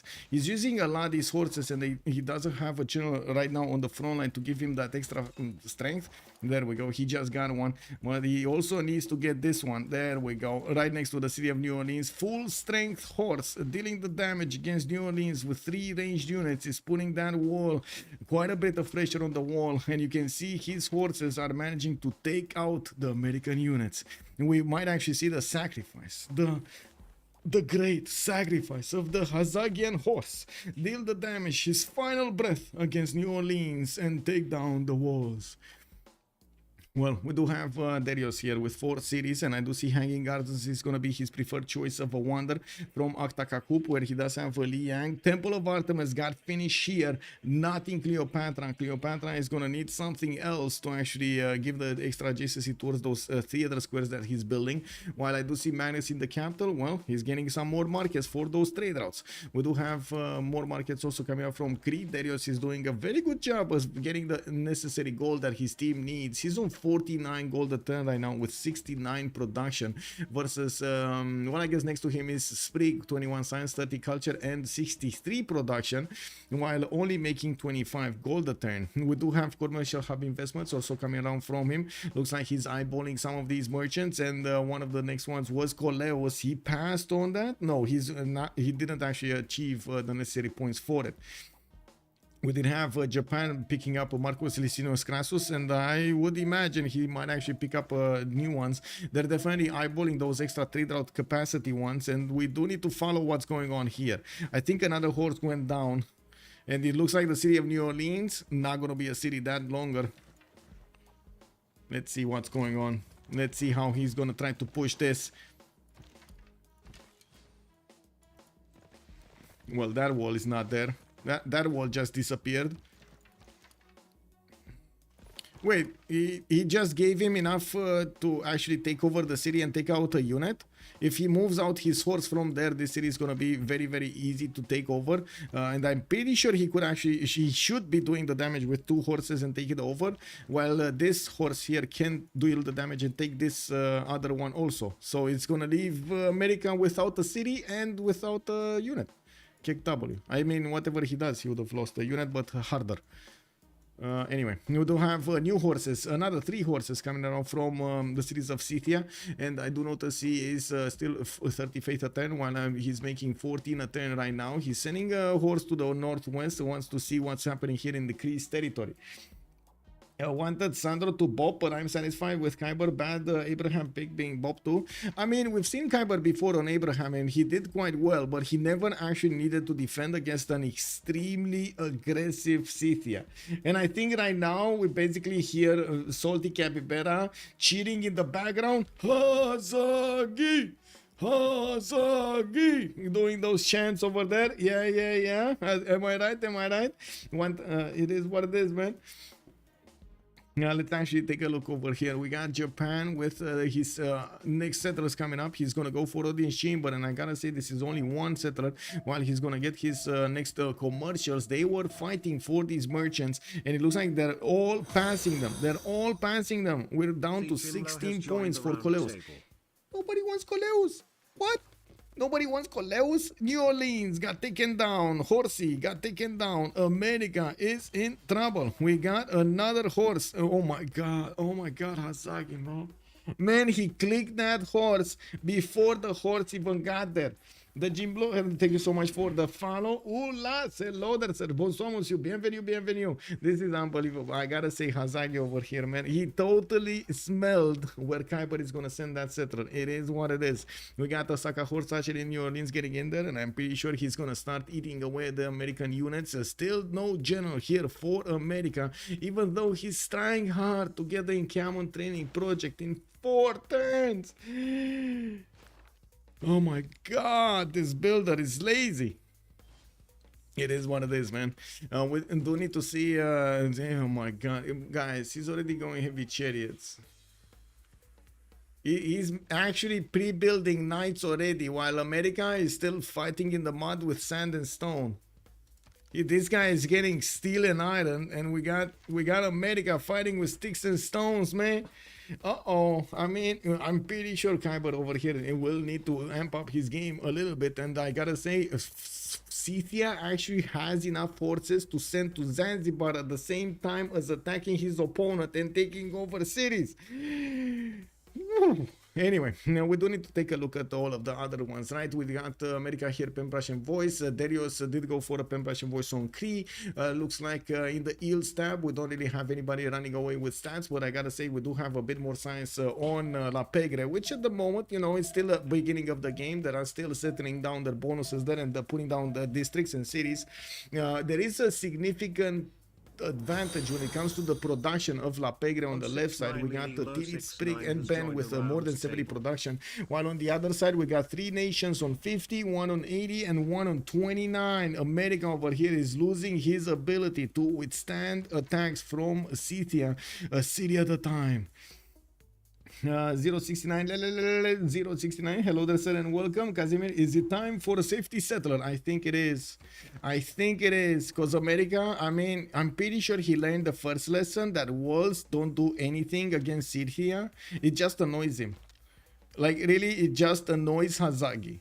They don't do anything. He needs horses, he needs more units, he needs archers, he needs spearmen, he needs anything that could actually attack back against these units. While these ancient walls are not gonna cut it. Well, we do have Ben from the north getting his 246 cities. He didn't manage to get new settlers out in the production queues, and I do see his 7th city is also going to be settled soon, while another 2 will put him on 9. We do have him with a lot of economy also starting to be appearing here, since he's going to go for commercials. I'm pretty sure he's going to get those trade routes, and we do need to see what Japan's strategy will be, if he's ever going to attack Sandro Games and take out his sim over here, since Sandro is starting to get 24 science and 30 culture, building up his library count to get that extra science in. Aryabhata, the next one, not really a cool one, not gonna lie. Hypatia is not here. We don't have the cool guy in, so we're gonna need to kill get somebody else here. We got Coleus here, also in the Great Merchants. That just is no. Can you imagine this guy, man? I can't even imagine what's going on through Coleus's mind right now. Nobody was my faith. No, nobody wants my luxury resource, bro. I give you the biggest banana. Yes, I give you the best tile ever. I give you cocoa. You want cocoa? I give you cocoa. You want ivory? I give you ivory. I mean, come on, man. What do you want from me? And it looks like we might end up picking it as a spectator, because nobody else is making great merchant points, and Cree, Japan, and Egypt just don't want to handle him. And we got Washington here also getting the horses around it. Looks like the last horse of America. That is the last champion of America. Is getting back in the city of Washington with Governor Victor inside there to try to help out the defense. Wait, no Pingala? Where's science, bro? What? Oh my, I guess it is what it is. Now what we do have, wait, was that actually Aryabhata? Did he actually pick Aryabhata? He did pick Aryabhata. And the next one, surprise, surprise, it's not Hypatia. Well, looking at these Saka horse archers, he doesn't have movement on either of them, and I do see an archer moving in. We got catapults getting out from New Orleans, and looking at the wave of horses coming in from his cities, I'm pretty sure he's gonna do what he needs. 3 horses gonna take out Zanzibar. Zanzibar is a city being held by Sandro Games over here. Looks like Sandro was a little bit, you know, happy to spread that religion of his into the city of Zanzibar after he did manage to get papal primacy and Jesuit education. He is well, let's see if Zanzibar is gonna get to 110 walls. Okay, guys, is Zanzibar gonna 110 walls? America would get general without an army. Is he ever? Oh my god, yes, he's actually gonna get the general without an army. He's on 14 out of 30 points, 3 points a turn. He's getting the general next turn, and I do see him with on a single horse that will be affected by that general. While we do have quite a few horses coming around from Scythia, I'm pretty sure the last second move will be to attack this archer and this warrior, so he deals with them, and even into the city center. I mean, he has so many units. Why not? He can spend a few hits on that city center. Why not? Okay, he needs to get into that hug of death over here. And there we go. There we go. Oh, what? Archer? You want to get out of an archer? No, that is basically food for Scythia at this point. Have you seen how much that horse ate in terms of HP back from the archer? Oh my god, that was like basically like a Red Bull from PUBG. And we do have also Darius of FKDN over here to the east side of his buddy Kyber, which at the moment is still trying to get his commercials out. I do see him on Silver Navigation in 317 Science and 42 Culture, while we do have him with the 5th settler coming out. No, 6th settler coming around, because he did settle Antioch. He is trying to set up coastal traders with Tsukumi over here, with Tamar to the north. We did point out that this might be a possibility for them, and they did do it. We got him also getting Pingala in Eco Media, and that is going to give him the extra science from population. We're going to need to see if that's actually going to help him withstand the wrath of Scythia, because you know what's going to happen, right? Scythia is just going to roll into knights from here on out. I'm new to Civ. I assume that is GG when America is knocked out. It's a very likely possibility. Yes, it's a very likely possibility, because they're going to run out of a military alliance. The most important thing, over the fact that you're not going to have an opponent that will have a counter, the most important thing of losing an ally is the loss of military alliance and its ability to fight in the Congress, to be relevant in the Congress. So somebody from the team that loses a player will not have a military alliance. That's an extra +5 that he's not going to get to benefit against his opponent. America's finals coming in about 2 hours. What American finals? Wait, speaking of PUBG, today's EMEA qualifiers were nuts. Okay. I mean, I need to take a look at it. To be honest, I actually got how to say, somebody gifted me Helldivers 2, and I do thank him so much for actually getting me that game. And oh my god, PUBG is the last how to say, is yesterday's news, bro. Helldivers 2, man, it's so fun. I like Jack Styles. The only thing, he's not a team player. I would reserve my opinion about that. Let's actually take a look on Zanzibar here, and we'll see if Scythia is going to manage to punch through. By the looks of it, he should have enough movement on these units to actually take that city down, and I'm actually curious if he's going to save the builder. He should have enough movement from this horse. With 4 movement, he can get there and get that 2-charge builder to help him out. Well, put Zanzibar in his place. A few more oh my god, Krigar in Okchitau here in the lands of Scythia, and that horse is in trouble. We do have Warlord's Throne also finishing up next turn. More horses from the other cities, while Scythia at the moment does have 36 in the bank. He's making only 12 per turn. He's definitely not scared of attacking Zanzibar, even if it sees the walls, and he did manage to take it down this turn, getting himself another city. 2, 4, 6 cities, which I gotta say, he's working on the Washington city very, very, very easily here. He's getting the Rap of Doom against Washington, while Washington did get the general. The general is here. That's what's funny. Kick W.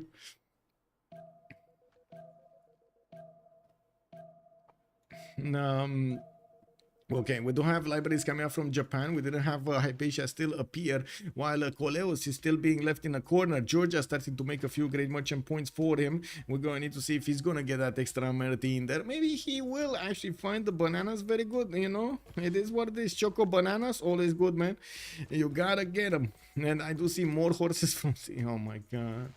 Look how many units he has, man. 310s for Catapult. He's just putting the damage from the Saka horse archers and his archer against the city center and pillaging what he can from the lands of Washington. Everything that got improved there. Looks like he also moved his trader 1 city further, so he can actually get the route over here, connecting his capital to his opponent's capital. He's also getting to push back this Dariosian Okchitau, while the units in the north will need to find the target here. Does seem like of course Ben is going to be his ally, while on the west side we do have him a bit too long to carry, a little bit too long to actually go anywhere. That's a Sprig, that's his ally, so the only option is gonna be to actually put them back here. Unbelievable Woolly Young settle also, by the way. A lot of culture will be acquired, not a lot of production though. He's gonna need rainforest, what do you call those, rainforest lumber mills. He's gonna that's gonna be a long time. Mercantilism, I mean, I'm pretty sure by that time America is just gonna lose his cities. We don't have a safety settler or either coming out from America, and unfortunately Kyber over here does seem like he's gonna have a bit of a painful road ahead of him.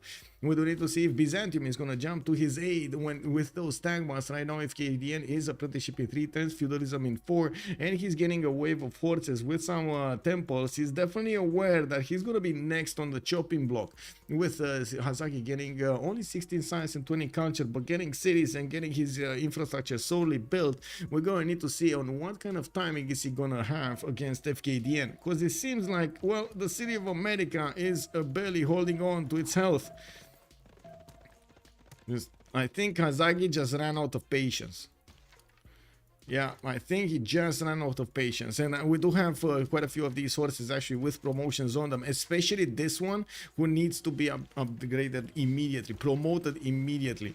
Well, Washington taking hits, new horse coming in. There we go. He's getting the damage in, resupplying them, putting them in the city center, so he pops the best heal, while he did manage to do more damage against the city center, keeping it under siege, not allowing any one of those citizens to get out of there. Is he actually getting a humanitarian line there? I don't know. We'll see. Now we do have to see also campus research projects. Wait, is that actually a Hypatia? Is that actually somebody trying to get Hypatia here? Wow, America actually in the face of danger. He's trying to help out his teammates getting Hypatia or getting one of these scientists recruited so they can get Hypatia. Well, that's also it is what it is. Japan campus is down, Great Library down, holy sites from Fukuoka. We do have aqueducts also getting in Osaka here, and I do see this Tokyo campus is a +3. It would have been a +3 next to the mountains either way anyway. While Tokyo is only 7 population right now, we do need to see what is how fast he's gonna go to the next ones. Only has fish tart there worked, and of course the citrus for the extra food, while the other ones will lack quite a bit of food there. A lot more production, less food. Georgia is starting to get 48 science and 40 culture, definitely a strong result. Not as strong as Tokugawa. It seems like Tokugawa is haunting him in every game here. We do have a little bit better everything on Tokugawa than Sandro Games has. A little bit better science, 50 over 48. A little bit better culture. Well, this is a little bit more than better. 58 versus 59 versus 40. Tirit, 61 gold versus 16. Tirit, 6 faith. He's only making 6 faith on Tokugawa. Sandro is 97. I mean, definitely big monsters, eh? And while we do have 84 production on Sandro, well, Tirit is on 106. Let's actually see what's going on here. Swordsman coming in. He has a spot to place. Oh, wait. Did he actually... Wow, put him back. The general. It looks like Hazagi is going to need to wait a little bit longer. That city is going to get to pop the heals, and there is a possibility that he's going to lose another horse. Oh, no, actually, it survived somehow. And anyway, that's another unit killed, and I do see Hazagi is just moving around his units here and scrambling them. We do have him needing to repair a few of them and get new ones, while his capital is going to come out next turn. He's gonna have the ability to directly shoot Washington. This is gonna be the fastest catapult attack I have ever seen. He just gets out of the city, boom, attacks Washington. Easy peasy. Now we do have Byzantium also moving to the north with a few settlers, getting those horses to actually escort his settle towards the north. He might be thinking of taking Antananarivo and creeping closer to Tirits's land towards the north of that settle. We do have him also building up his economy, settling towards the south. Did get pyramids for the extra builder and the builder charges, and has actually quite a bit of how to say quite a bit of faith generation here on him. 116 faith is definitely strong. 70 production with that as well. Only 20 science and 58 culture, but I guess, you know, it is what it is. He needs to get to tag once.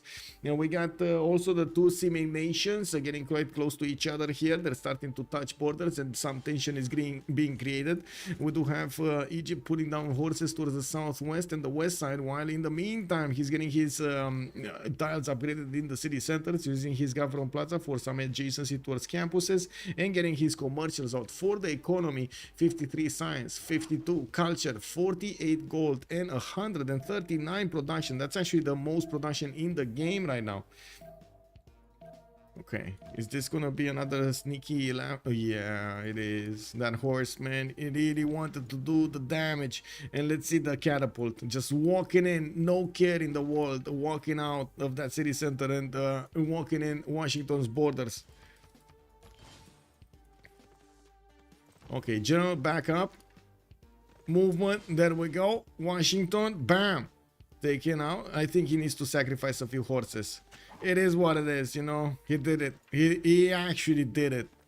That city center is being taken down. Is there a safety settler somewhere? Wait, or more ancient walls? Ooh, yeah, that seems terrible, man. Apadana getting out. I guess he wants to do some damage here on the land. He's still gonna give a very good campus. He's still gonna give quite a few improved tiles already, right? The horses and the gypsum, that's pretty good anyway. He has ivory tiles there to the northwest, can't take them down. He didn't improve the second one though. Anyway, now we do have Citia here, definitely needing to step up his game in the simming position. I would imagine he might actually try to follow up this attack up with more simming before he's gonna get his knights, and of course prepare for a possible attack from Byzantium.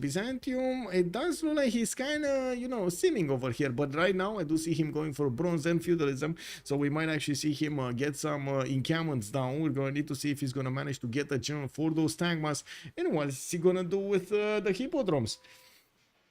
Looking at the Rome is massive. Rome is a massive.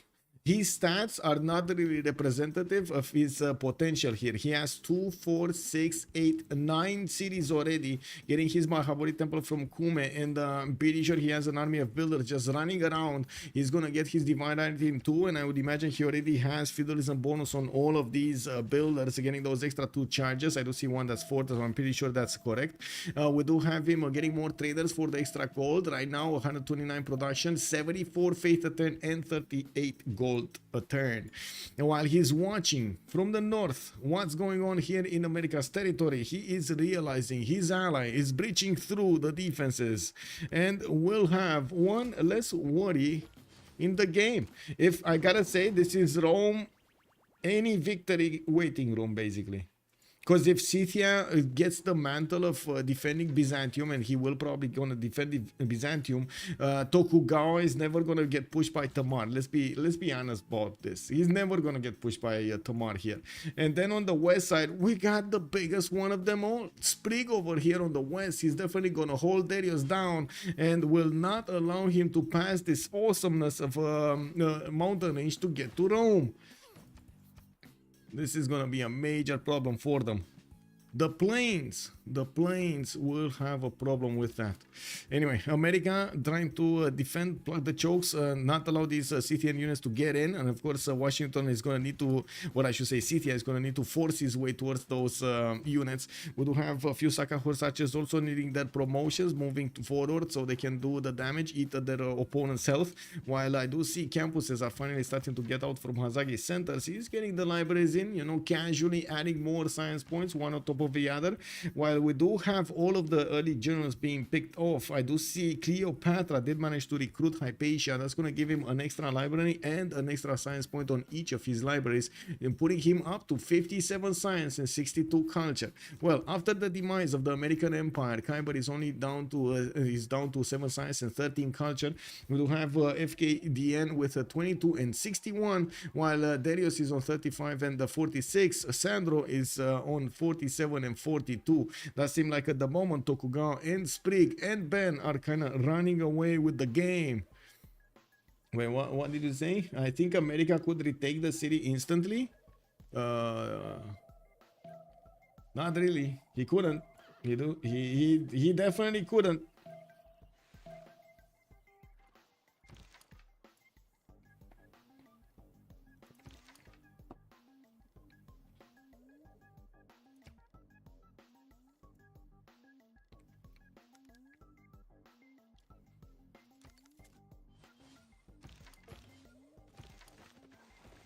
Okay, another tile taken out. Scythia moving in with the new horses. Of course, now both of them have generals, and there will be an ancient wall being built.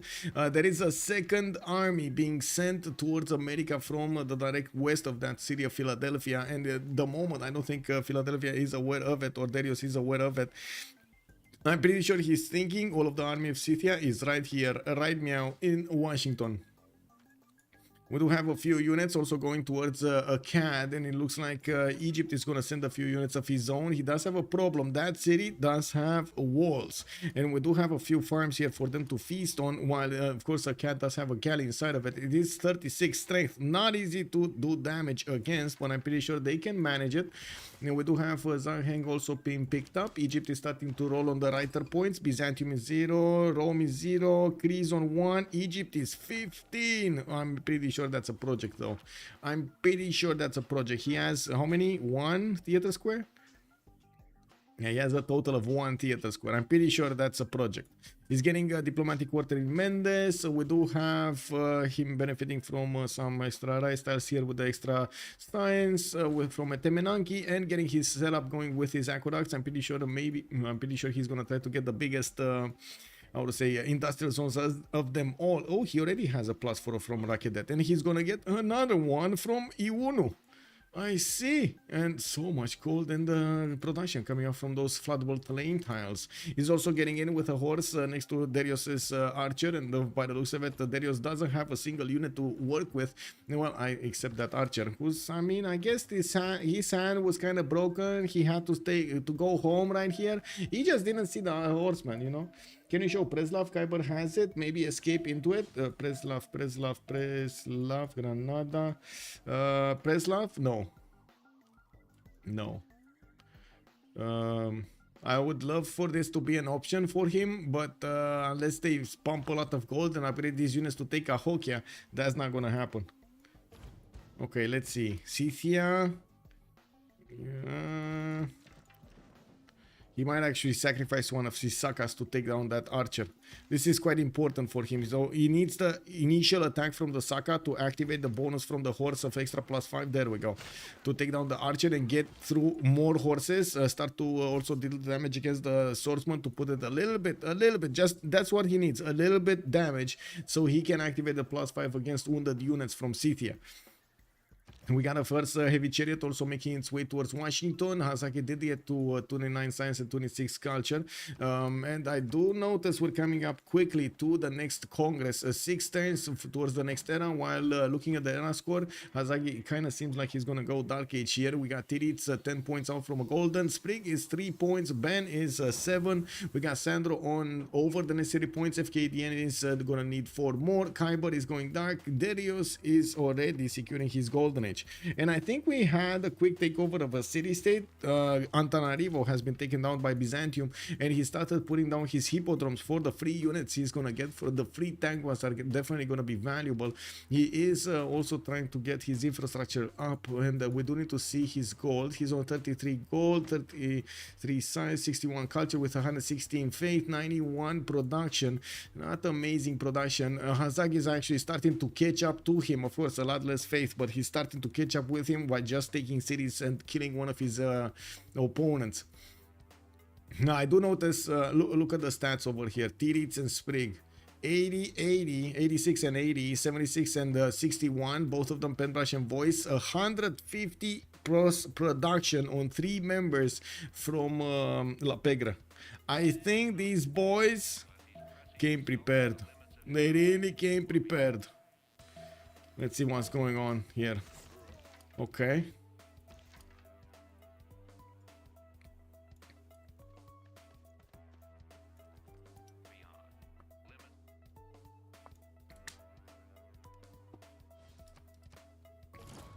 Can you look at some CS escape play? Mamaleto, hello there, sir. I mean, we did take a look at Preslav. That was one of his cities. Let's see if Darius has another one. Only has Preslav. And Preslav, unless they actually get, how much is it? I can't click on it. 150 gold and upgrade quite a few units here to actually take a Hokia. It will take him a long time, but I mean, there is a chance. No, there was a chance like 10 turns ago. Now, I don't know if there's a chance. to be honest. They need to take Cahokia with Preslav. There's no other city state around. Only Cahokia. Oh well. Yeah, no problem, no problem. Do a lot of games have someone get killed this, early, or is this uncommon? Not as common as you might think. Not as common. Speaking of Helldivers, you ever played Leftover Dead? I did not. I actually saw quite a bit of it. Also, White Rabbit, thank you so much for asking me that. Also, good up in my head. And also, let's actually see what will happen here. How will Hazagi actually follow up the attack on Philadelphia? Now, next turn, we're gonna see the city and horses come out of the fog of war. Even Ben is getting cities over there towards Geneva, towards the southeast, and getting his Grandmaster Chapel activated. He has his apostle ready to give him some extra beliefs over there, and he just evangelized his religion. We're gonna see him pick something up soon. Itinerant preachers and what? Well, he's gonna get more gold from his allies. Imagine having 3 allies to give you the gold from converting their cities. Yeah, okay, I'm gonna take a look again. No play over here. Looks like Kyber is actually gonna die in silence here. I'm not sure how much he's communicating of what's happening with his teammates, but I really hope he's giving them the information here. They're seeing the demise of the American Philadelphian city. Okay, we got also 2 generals available for the Scythia to use, one on the left, one on the south. He is pushing with both, while Philadelphia is still working on getting victory inside there. We do need to see if Hazaki is going to manage to keep in. What is this horse doing here? Wait, did this horse get lost? How did he get here? WTF? Bro, this horse is a deserter. Oh my god, man. Yeah, I guess it is what it is, man. He sent that horse on a ride. He never came back. Yeah, it's the safety horse, exactly. It's the safety horse. Anyway, let's see. I don't see any speck of white anywhere on the map. I was trying to see if he actually took a city and I didn't notice. Piero De Bardi. Oh, somebody actually picked up Coleus. Who was the lucky one that picked up Coleus? Tamar, Georgia picked up Coleus, and then look at all of the merchants getting picked up. 2 of them by Tokugawa. Oh my god, 2 extra trade routes on Tokugawa, and then you do have 1 on Kree over here. Well, he's not gonna get the free one. We do have great merchants over here. Also, Egypt getting a governor title, and the new governor, Zhang Heng, not really gonna care about it. And he did roll Ovid. That's a second one. That's a second great writer. He's actually going through these very quickly. We do have theater square festivals coming up from Necken. He doesn't have an amphitheater to put them in, and I do notice right now he's actually starting to get a few units out and about to try to pressure a little bit Kree to force him out of his free sim position. After Kree did manage to get Colosseum, that's gonna put the Kree series much happier. Not hitting the +6 in all series, but he's still hitting quite a bit of +3s here, allowing him to get the bonuses going. The +8 is 8% yields in his capital. It's gonna be amazing. Well, we do have also America about to give a few pillages over here, especially on the science on the campus, while Hazagi is struggling to get all of the science on the board. He's not far away from FKDN. 517, 490, that's not far away. We will see stirrups activated in 3 turns for Hazagi, and he's gonna have mercenaries in 5, while at the moment I don't really see a unit from Byzantium getting out. Well, the first hippodrome is gonna finish next turn from Adrianople, and we're gonna see some Tagmas showing up over here to the party. Well, if they do manage to take out Philadelphia altogether, and there is a significant chance that will happen, we will have a big problem over here with Byzantium, because maybe right now they're planning of liberating the cities, getting the Diplo favor back, giving America his cities back, and so on. But if Philadelphia is going to be overwhelmed, it's going to be taken out entirely, there's no city to liberate. You can't liberate anymore. So this is the mission that Hazagi has right now. Take out Philadelphia at all costs before the Tagmas overrun him. well, I say overrun him, but I don't think he's gonna get overrun here. He's getting quite a bit of science extra right now. His economy is fine, 35 science. He doesn't really have the culture, and he's probably gonna go Dark Age, so he's gonna have an extra +5 over the extra +5 over the extra +5 on his units. Now, that's not gonna be easy for Byzantium, even for Byzantium to push through. We still don't have a general on Byzantium. Where is the general, and why is he not appearing here over here? We don't have a general. And he's not making projects. He doesn't have an encampment. Wow. I think that's a bit of a boo-boo. That's gonna be less damage on these Byzantium Tagmas. If they would have had a chance before, I'm not sure if they have a chance after. 57 against the 54 horse. I'm pretty sure the knight will be quite a bit harder than the horse. A cat has been defeated. Looks like Cleopatra is going to get another city center. The Knights of Scythia will get the mission to keep on going towards Crete. And oh my god, man, this is going to be beautiful. If he does manage to upgrade courses over here somewhere in the lands of Egypt and just send them towards the south of Wapma Gostui, he's going to get to hit the main cities of Crete. And Greece just not going to do anything about it. We got a little bit of pressure from Egypt moving from the city of Ses and Apu. While I do see there are only two defenders here, a horseman and a spearman sitting in a tree next to another horse. We do need to see if they're going to manage to put up the defense. Okay, I do notice Scythia is not really spending his strength against the city of Philadelphia. I would imagine Khyber did try to put bastions in there. Yeah, there we go for the extra city defense, making it extremely hard for just horses to push through. And I do notice from the north we do have some Roman units also getting out of that choke point, but it's only a single knight getting out there. Looking at the city states, we do have Sandro keeping both science city states, and then wait, guys, okay. I'm gonna keep the tab here.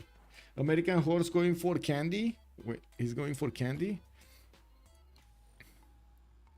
Candy over here. Okay, I mean that's kind of far, but I guess it is his only chance if his ally is actually gonna be helping him deal the damage. But I see the Tagmas are going west, so I think this is I guess I don't know. I guess I don't know. I don't want to say it. I don't know. Okay, I have another question, guys. Okay, Sandro managed to secure Geneva and Taruga, both science city states. Question is, do they have the biggest science in the game? Yes or no? Maybe looking for wandering settlers. Yeah. Yes or no answer. Do they have the biggest science? No. Okay, let's see. Yields. Oh, not bad. I mean, Sandro Games is 96. He's kind of third. He's not top there, but still, Tiritz and Sprig do have more than him. It looks like we do have more production capabilities coming out from Tiritz, 215. Wait a second. Is he starting to get double the amount of production of Sandro? Sprig definitely getting a bit more than Darius, not to mention the science and the culture is quite a bit stronger, but the economy is not as strong. We do have him with a little bit less food also. Now, while FKDN 117 production with 150 food, well, we do have him a very I would say it's the same production capabilities of Hazagi. If you take into I would say about the same of Hazagi, while we do have Ben significantly stronger in the production screen with the faith generation. And like I said, Ben right now is basically under the radar. He settled so many cities with Ancestral Hall, is getting his watts from everywhere. That's 3 signs for each of these cities, not even taking into account the campus, the library, the university that will get in there. So I'm pretty sure he's gonna start exploding with the science soon. And in the meantime, we do have Scythia just wanting to clean up everything here. He does have more catapults coming in. He's doing the damage against that one encampment, and now he's about to take out the walls. No, still not about to take out the walls. Keeping Philadelphia under siege, not able to actually do the final damage against it. We did have Hazagi go for stirrups, but I haven't seen a single knight around here, and I do want to check. Yeah, he does have knight upgrade. It's just a matter of getting his cards in and try to get the half cost Austin. Spending 140 points does seem like a bit too much. Looks like the Tagmas, Military Alliance, combat strength from the taxi straight. We do have Scythia getting his bonus there, but he might lose that horse because of it, because of the attack. While I'm pretty sure Hazaki is going to want crossbows, he's definitely going to want to go for his castle's technology, so he can discover courses as well. Looks like, of course, printing might be his first choice of a weapon here. Getting that extra diplomatic visibility over his opponent is still gonna be amazing. Geneva looks like he's gonna get 2 tapped over here. Rome is gonna take it and gonna get his 10th and 11th city as well. Guys, this is just, yeah.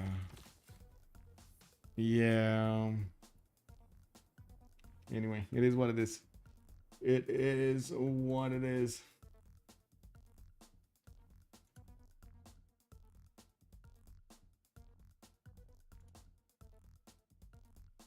Okay, 3 turns from Grandmaster Chapel. We do have Byzantium managing to get Bassa right turn, and I think that's one of the first ones.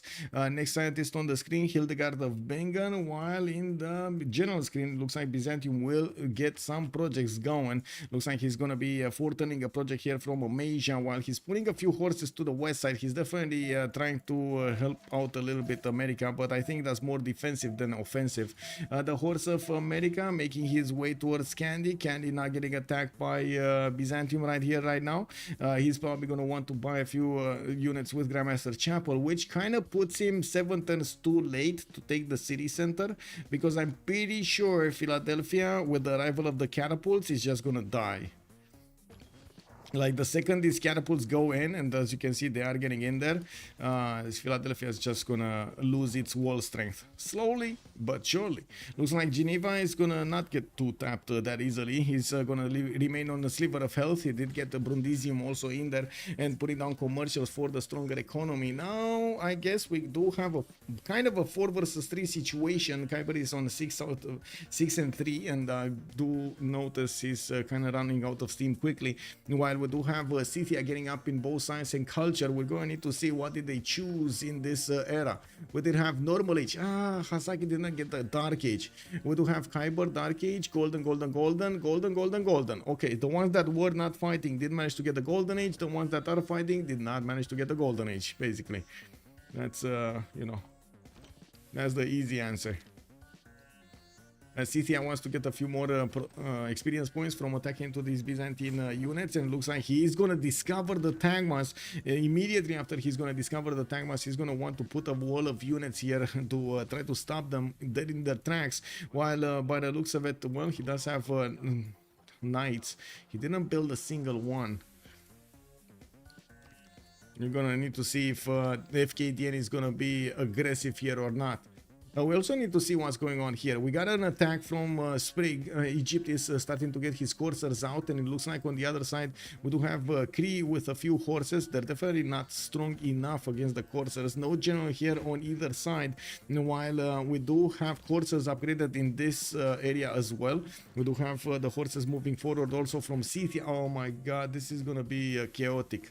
So what will happen is these units of Sprig are gonna go against Cree through this Wapma Gostui, and then these units will go over here and they challenge this one, and then the third front line will be open with a direct line against Miki Sivuacic, Pictogara, Piwin, Whiskey Kisane. He can get into the trader line.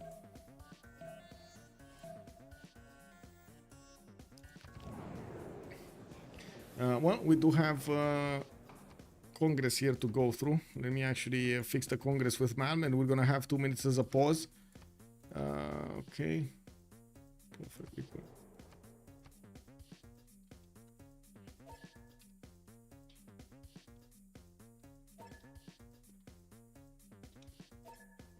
Okay.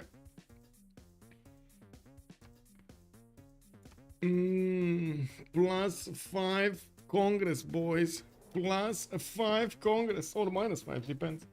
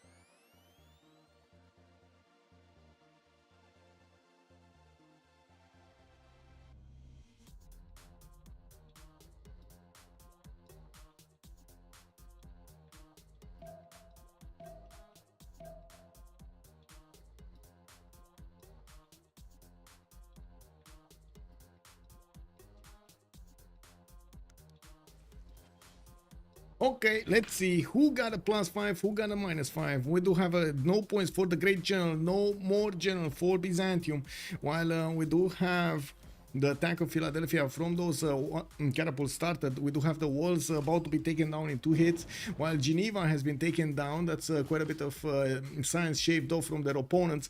We already have Sprig jumping up 160 science, Tirits 160 science. We got them getting to switch to Free Inquiry Golden Age, and of course they will need to pad those culture numbers. That's why they got quite a few of these amphitheaters, and of course getting the writers in. While Egypt does have 582 military, Darius is only on 445. Machinery coming up next turn from Darius. He does have courses of his own, and we do have the attack started over here. -5 resolution. It's for the light calves. That is quite a problem actually, especially for the. Well, I guess it is what it is. Especially for the coursers. Neither of them will have an advantage here. Both units are actually lower than normal. Both armies, I mean. We got Rome getting his Diplo, and that makes sense. He's gonna have first of all Mahabali Temple extra 2. He just got another 3. He's on 6 out of 20, and he has the ability to go for Statue of Liberty if he wants to in the Mediterranean Sea, or on the east side where he does have easy places to go and get that harbor in. Did he build a commercial from here? No, he didn't. Or this is the commercial from there. Is this from Antium? No, this is from Rome. Okay, this is from Rome. I do see he's getting his setup going for his industrial zones +4 and the +6 over here, using that horse to give him some extra adjacency. Of course, his baths as well. Quite easy for him to start buying out units, especially with 117 faith at 10, 90 science and 100 culture. Is definitely doing quite well. We do have the Tagmas moving a little bit forward. They can two-shot these units of Scythia, especially since Byzantium Tagmas are heavy calves, while the Scythian horses are, well, just calves, light calves. We do have to see if Scythia is going to have the willpower and the means to get the units in Washington to defend himself against Byzantium. And I gotta say, even if Byzantium is actually going to want to do that, because in the meantime, I'm actually thinking Candy, it might be quite juicy for him. He can do so much damage against the city of Candy with those Tagmas attacking into the walls. But actually, it looks like Candy is plugging in the chokes, doesn't let him go there. Not easily, at least. Darius first crossbow, okay. We got Egypt without that many units, while Scythia did not get to upgrade his coursers. He just got machinery, and I do see him going for divine right, while Hazagi is just moving around these horses randomly. I don't really see a plan. We do have Sprig also getting his coursers next to the borders of Kree. Kree forced to upgrade most of his units. We do have Kree here with 83 science and 122 culture, keeping on in the Penbrush and Voice Golden Age, FKDN Penbrush and Voice Golden Age, Tamar Penbrush and Voice Golden Age. They are finding it very hard to get to the same science level as Tokugawa and Sprig Cleopatra. Rome is just under the radar here like a submarine, 102 science and 104 culture. It looks like the secret weapon is trying to get back into the race, but he's not really managing to overwhelm his opponents. Well, I gotta say, this is a pretty good result for him. Penbrush and Voice Golden Age with 131 science and 84 culture. That's pretty good. New campuses coming around, markets getting out, and of course we're going to need to see if he's going to manage to do something with this. He's gonna get a decent amount of gold per turn, faith and production, but definitely not even coming close to the production capabilities of Tokugawa, Sprig, or even Ben. Look at Ben, 266 production, 141. I mean, these numbers are not public. They don't see this, and I do want to check the knight actually. Knight damage, he's doing, oh my god, the Tagma doesn't have a chance. Tagma without a general doesn't have a chance. Not even against crossbows, man. Oh, that's a problem. And we do have multiple knights getting out. Hazagi is on 38 faith at 10. He did increase that output. And by the looks of it, he's going to have quite a few more kurgans that he could place to get more faith. Guess what? Not to mention faith, but also gold. We got new heavy chariots getting out, and of course he's putting those knights to the east side, getting a few of these spearmen so he can delay the takeover of the city center if it comes to that. And I do notice Philadelphia is just one hit away from losing its wall defense. The second the wall defense goes out, the fortification health hits 0. The extra bastion damage that he's using in his cards is gonna disappear as well. Not to mention the Governor Victor extra bonus, no? I believe even Governor Victor is gonna be like the extra damage. Okay, it's not enough. Not enough to take down the full wall. He's gonna need another attack. Okay, now it's getting in. Yeah, there we go. There we go. There we go. And kind of that's it. I mean, next turn, Philadelphia's down. And these Tagmas were too late. 2 turns too late.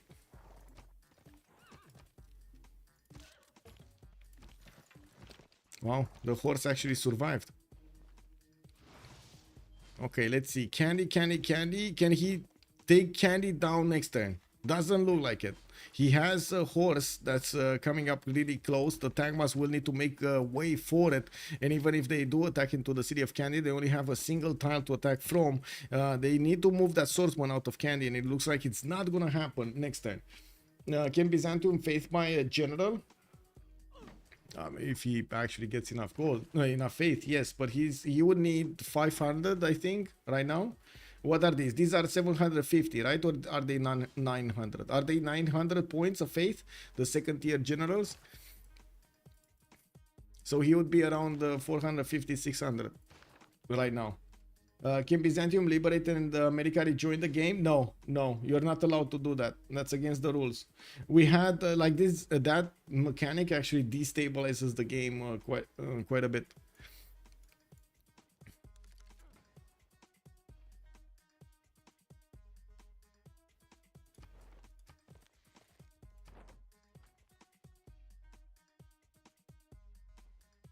Oh, I see what's going on here. That's very weird. Let me actually close the screen. Wait, like this. What is the Civ6 stream?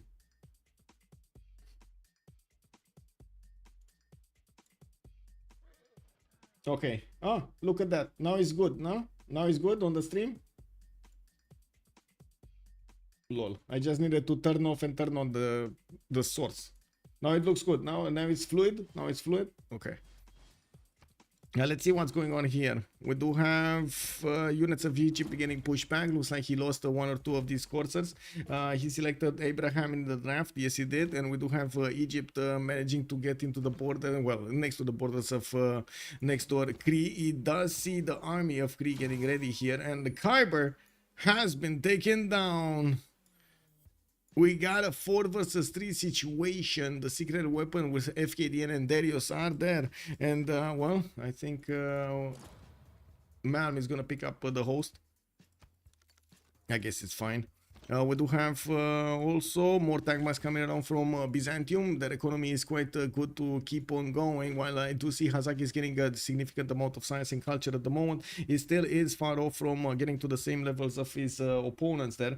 We do have Campus from Genolus, Heavy Chariot from Pokrovka. CTI is going to get his other horses improved, and of course give more faith adjacency and production adjacency to these Kurgans. While we do have him getting a few pre-builds to the east. He's gonna need to confront these Tagmas head on, and by the looks of it, yes, he's gonna have find it hard to actually do enough damage, but he is gonna get enough units to do enough damage. While Candy is probably gonna be a city center for Byzantium. I think he already took Antananarivo. That city, oh my god, this is a 0.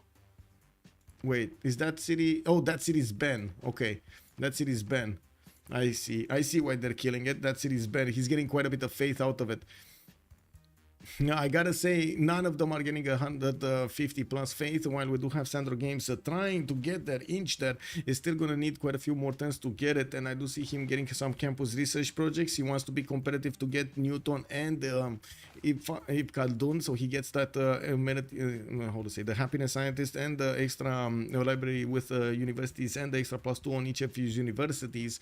Getting more markets for the economy. He is about to hit 200 production, while Darius is on 100. Oh, GG! FKDN calls it out. GG, guys. We got La Pegre winning the day in the gold match from the 4v4 scene.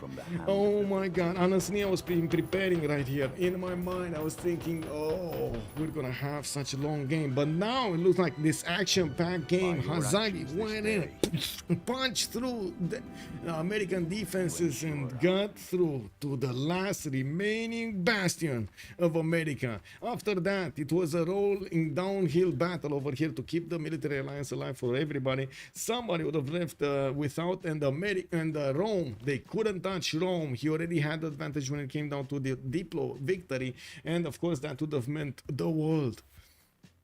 Let's actually see if they are getting into a post-game chat here.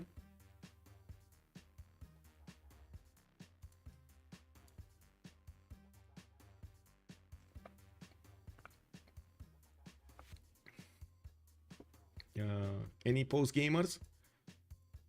Beep boop. I gotta say, sorry it took me so long to actually figure out where the problem is. I still don't know exactly the problem, but at least we got a fix. It was the easiest fix ever. Just needed to turn off the, how to say, the source and turn it on again. It is what it is. No, I don't see them moving here. Are they getting... no, they're not moving out of their channels. We can talk a little bit about what did happen here. Let me actually just mute myself and wait for them to join. There we go. I'm gonna put them here, and then this gonna be a little bit to the right so we can see when they're moving. You know, we still have... Oh. Hello. Bonsoir. Hello. Hello, bonsoir. Well played, Daniel. GG, well played. It was alright. It was alright. I Did you see mean, what happened? Did you see what happened to his we wanted him to escape in Antan, but the archer try instinct just like 2 taps his scout. Oh, oh, we didn't see that. Okay. Yeah. It did like some bullshit like move shoot kind of thing. Like I don't know what the fuck was that. Then just like killed it the second time. So basically couldn't make him escape. Did you consider taking a Hogia for him, or it was that just too far away? I think it's too far away. I was trying to get candy at the end for him, but I feel Yeah, like I saw. he's just gonna make it. Like he was just dying too fast, basically. Like if he holds for like I don't know 10 more turns, then it's okay. But he just didn't manage to hold, so all good. Yeah, I mean that forward settle from well. Scythia and the land of Scythia. Yeah, that was yeah. that was actually crazy. Like I was actually like, what the fuck is going on there? What? Yeah, exactly. He just settled the mid distance It from. did work. It did work out though. It did work out, so it's like a genius play, you know. Yeah. But if it doesn't work out, he looks like an idiot. So it's like 50-50. No, they played well, so deserve one. All good. Yeah, GG's guys. GG. Are you winning CCC now, Lorot? I think you are, right? Yeah, I think this was the game decider. If we, Yeah, the team who wins it won. It's always the 4v4 the game decider. Yeah. It was a Yeah, great, all good. great weekend. And they were a little bit ahead from the beginning compared to the last time when you were a little bit ahead. It's mostly because I had some trolls on my team, you know. Ah, yeah. Don't worry, there were some sus players on our team as well. who was trolling? Man, the Ripper himself, man. You got trolled by the troll master. There was just some like scheduling trolling, you know, like people like don't show up and then suddenly it's like a fucking mess. It's like I don't know. Like my head hurts. Like I'm basically up all weekend playing almost every 4v4 and stuff, and it's just too much. Well, it was quite a run over here. You still managed to acquire 3,000 points. Oh, it's alright. It's alright. As I said, like it came down to the finals. So GG. Oh my god! What the fuck were you cooking? What happened, Sandro? My build on Wait. I gotta Really ask, quickly. Sandro, did you get forced to play Tamar? Did they No. deny you Willingly. Tokugawa? He willingly wanted to play Tamara. I Which is wanted kinda to funny. play Genghis, but they banned it, and I was like, who should I play? Kublai Mongolia or should I play Tamar? Have picked No Tokugawa. Tokugawa? I mean, like every city state I used was 20 strength, like getting killed by 1 unit, like, I don't know. Yeah. Yeah, Taruga gets killed by no units because it's too far. No. I mean, No, not Zanzibar was Taruga, making war. Geneva. Uh, Geneva got killed by knight, it was 20 strength. Yeah, 2 nights. Yeah, I don't know if you guys saw, but we were trying to get him to escape in Antan, but his scout got killed by some ultra instinct archer that we didn't see from the CS. It was like not hidden in the see fog. It was like hidden in the fog, and it like appeared. And I was like, "What the fuck just happened?" We were looking at city state issues for levies. Yeah.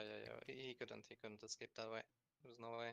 And the second option was Candy, but it was just too late, basically, because he couldn't hold long enough. You bopped him, man. You bopped the shit out of him, I guess. All good, all Yeah, good. it's Civ6 against Lincoln. It's kind of a good matchup. I mean, you had a really good positioning, so. I That think Forcell he has a really was bad one more than I have a really good one. I mean, 3 horses in the cap with another 3 pastures around it. Those kurgans. I mean, was everything is so insane. fucking flat, dude. Like, Three everything was horses. made of I improved the third on 2 turns ago, I think. And Yeah, but you second settled on my one. second city. Yeah, You- I did settle on one. Yeah, you did settle on. There was It's actually underneath no your way. capital. Listen, there was like Yeah. no way for me to help him at all. Like it was so fucking far actually, like through hills and. Yeah. Spawns to be honest, Maybe like, it's I in don't know. trader and you have chariots, you can get Tagma in time, but I think it just dies No, too it fast. does. Yeah. Yeah, it doesn't. By the way, like, did you realize on the first game we didn't finish our settlers and made extra scouts to scare you? But I think you wanted to probably remap anyways as well, right? It was like a 50-50. I don't know. I don't know if that was like 100% remappable. We Because had I was. total garbage spawn. I mean, we had like okay spawns. We had like builder hut on Kree and stuff. But the point was that our position, we were not sure about our position because I had like some Pepega island kind of 7C spawn. It was kind of weird. It's like we're playing lakes and I am surrounded by coast everywhere with no resources. That was, I don't know. So we decided that basically I will have no impact. So there's no point in playing that map.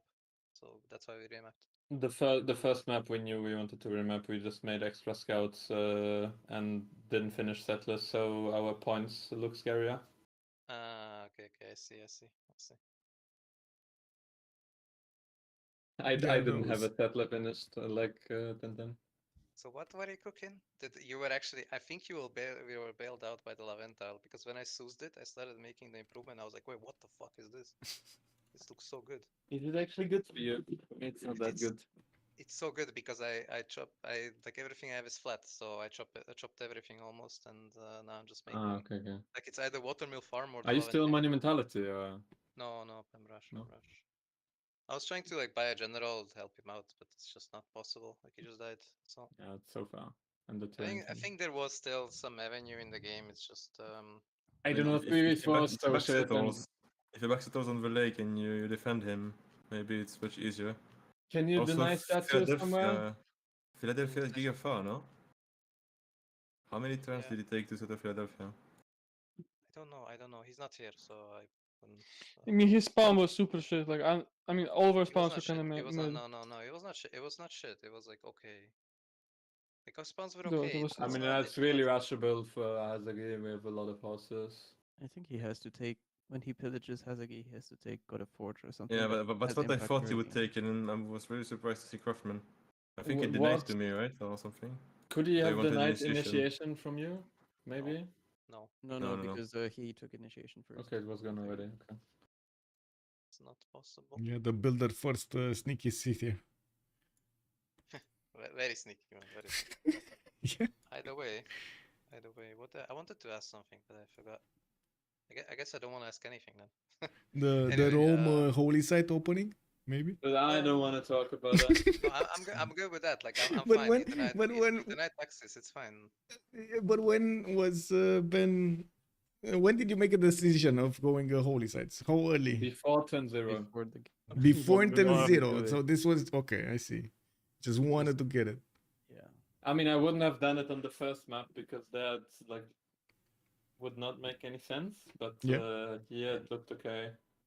So then I wanted to do it. I mean, it's I still mean, before the game, I'm thinking like maybe I want to play it, and then I still think about this one. But I did like every mistake I can make in my build, although it was actually completely disgusting. I think you just have a hard take for early Empire, no? Yeah, I mean, also I just I should have also hard tagged astrology. Then I get Pantheon. Then I actually get Earth Goddess. If you get this one is way better, but Yeah, for sure. And also, I only switched into autocracy way too late because I just autopiloted into Classical Republic. When Earthgoddess was like nice for me, but it's not that nice that I would pick it. I just saw you Holy Set Rome. I was like, nah. There is no way he's not playing with like Earthgoddess or some shit. Like he's cooking something. You know, I just took Earthgoddess. Earthgoddess would have been really good for me for sure. I just took it. I was like, fuck you, man. Like, Wait, no Ben, you way, had 2-1 base. I just loaded in. Yeah, 2-1 base. Yeah. Holy I mean, shit. but the culture on Rome. So Oh, I think Hazagi had the it's Giga worth it, so- spawn. Yeah, Hazagi spawn was really good. Yes. Spriggan, what happened with your builder first game? I delete it. We remap. they were flying to remap. They were doing random shit, right? Yeah. We do it too. Like we usually like make a settler and just send it randomly somewhere or something. No, you just make like a 1 or 2 extra scouts, so it looks really scary for the enemy, you know. Yeah, or you buy like a settler to a guy to scare them, you know. Holy shit, he'd be buying a settler, dude. You know, they go Yeah. But anyway, it didn't work out, man. But I mean, also if you don't finish settler, you have more pop, and then you have my empire as well. yeah. Anyway, GG's guys, congratulations to the CCC win. It was a fun weekend, exhausting. Goodbye. Congrats GG, on the well single played. player challenge, Congrats. man. That was crazy that you did yeah, 35. Oh, right. Yes, Sandro. I was Yes, really congratulations. I missed my classes on Friday to do it. I think we're gonna fail all of them now. I actually missed something important. It was worth it. It was worth it. It was not it. We didn't win though. I mean, was I it guess. worth it? They did lose in the end. Well, 35 is super impressive. Like I spent a good amount of time. Dude, with I was Hazagi. flexing in the chat with 34, like 33. I know. It's always part of the game. You always spread some false information. I thought like other people actually had like 34 some shit. No. I was pretty sure that 35 was possible, but not more than that. I think 34 with the Giga Hyrule is possible, but still, it's hard. If I had time to play today, maybe I could have done 1035. You have to like time, like you pick Frink and you activate the boosts, and you have to. Yeah, get that all makes the boosts. sense. I picked Frink, I got all the boosts, and still 35. So I don't know. I think also going City Patron like you did makes sense, but I only tried Wonder Pantheon. I didn't think about it. GG guys, well played. Good night. GG. Bonsoir, good night. Congrats. I discounted 2 theaters. So there we have it. We heard from both teams. FK did explain what happened during the game over there at the beginning, why they did remap, and we did see from the other side that La Pegre really wanted to remap this. That's the reason they actually clicked on it really quickly. We did have Hazagi managing to push through America and managing to get his 3 cities. He was defending against Byzantium right now, and of course with the 4 versus 3 situation for La Pegre, they were definitely ahead of their opponents. And we do have the CCC coming to a close. You can actually check out the details. This OneDrive over here, that I do have to thank personally Mamalet over here for giving us all of this. This is amazing. Again, big shout out to Mamalet for doing all of this. And we do have the final scores that are going to be updated soon if they're not yet already. Let me actually yeah, we do have the final scores. 35-20 points for La Pegre. Plains is 34-80. They are only 40 points between each other with 1 game extra. We do need to see if the Plains are going to end up getting a few more points. Let's see. Tomorrow I'm gonna make a YouTube video, or at least I'm gonna try to make a YouTube video, if not tomorrow, the day after tomorrow, to talk a little bit about what happened in the tournament in the CCC 12. So check out over there YouTube, exclamation mark YouTube on Twitch, or of course if you're there on YouTube, but don't forget to subscribe to the channel to get the notifications for the next videos. Thank you so much for everything, and I do hope you enjoyed the show today, or I should say on all of these 72 hours that we did have in the previous few days for the weekend for the Clan Championship Cup 12. We had the 1v1s, 2v2s, 4v4s right now. We had an anonymous Ironman and an anonymous teamers being played out during the weekend with quite a few amazing gameplays. I'm pretty sure if you want to get some highlights there's definitely quite a few. I do also want to say you can join my Discord to take a look at my schedule. Tomorrow we're gonna have the second game being played between D-Sharks and Last Day Company. In the first one, D-Sharks did manage to win that, and we're gonna need to see if the SEC is gonna bite back. I do want to thank you so much for everything. Much appreciated for the follows, for the likes, for the subscriptions of the channel, the gifts and the bits and everything. Thank you guys. You're basically putting bread on my table. Thank you so much. Let's see each other in the next ones, and I do hope you're gonna be great between now and then, and I do hope you're gonna have a lot of fun with some Civilization 6 content. Bye.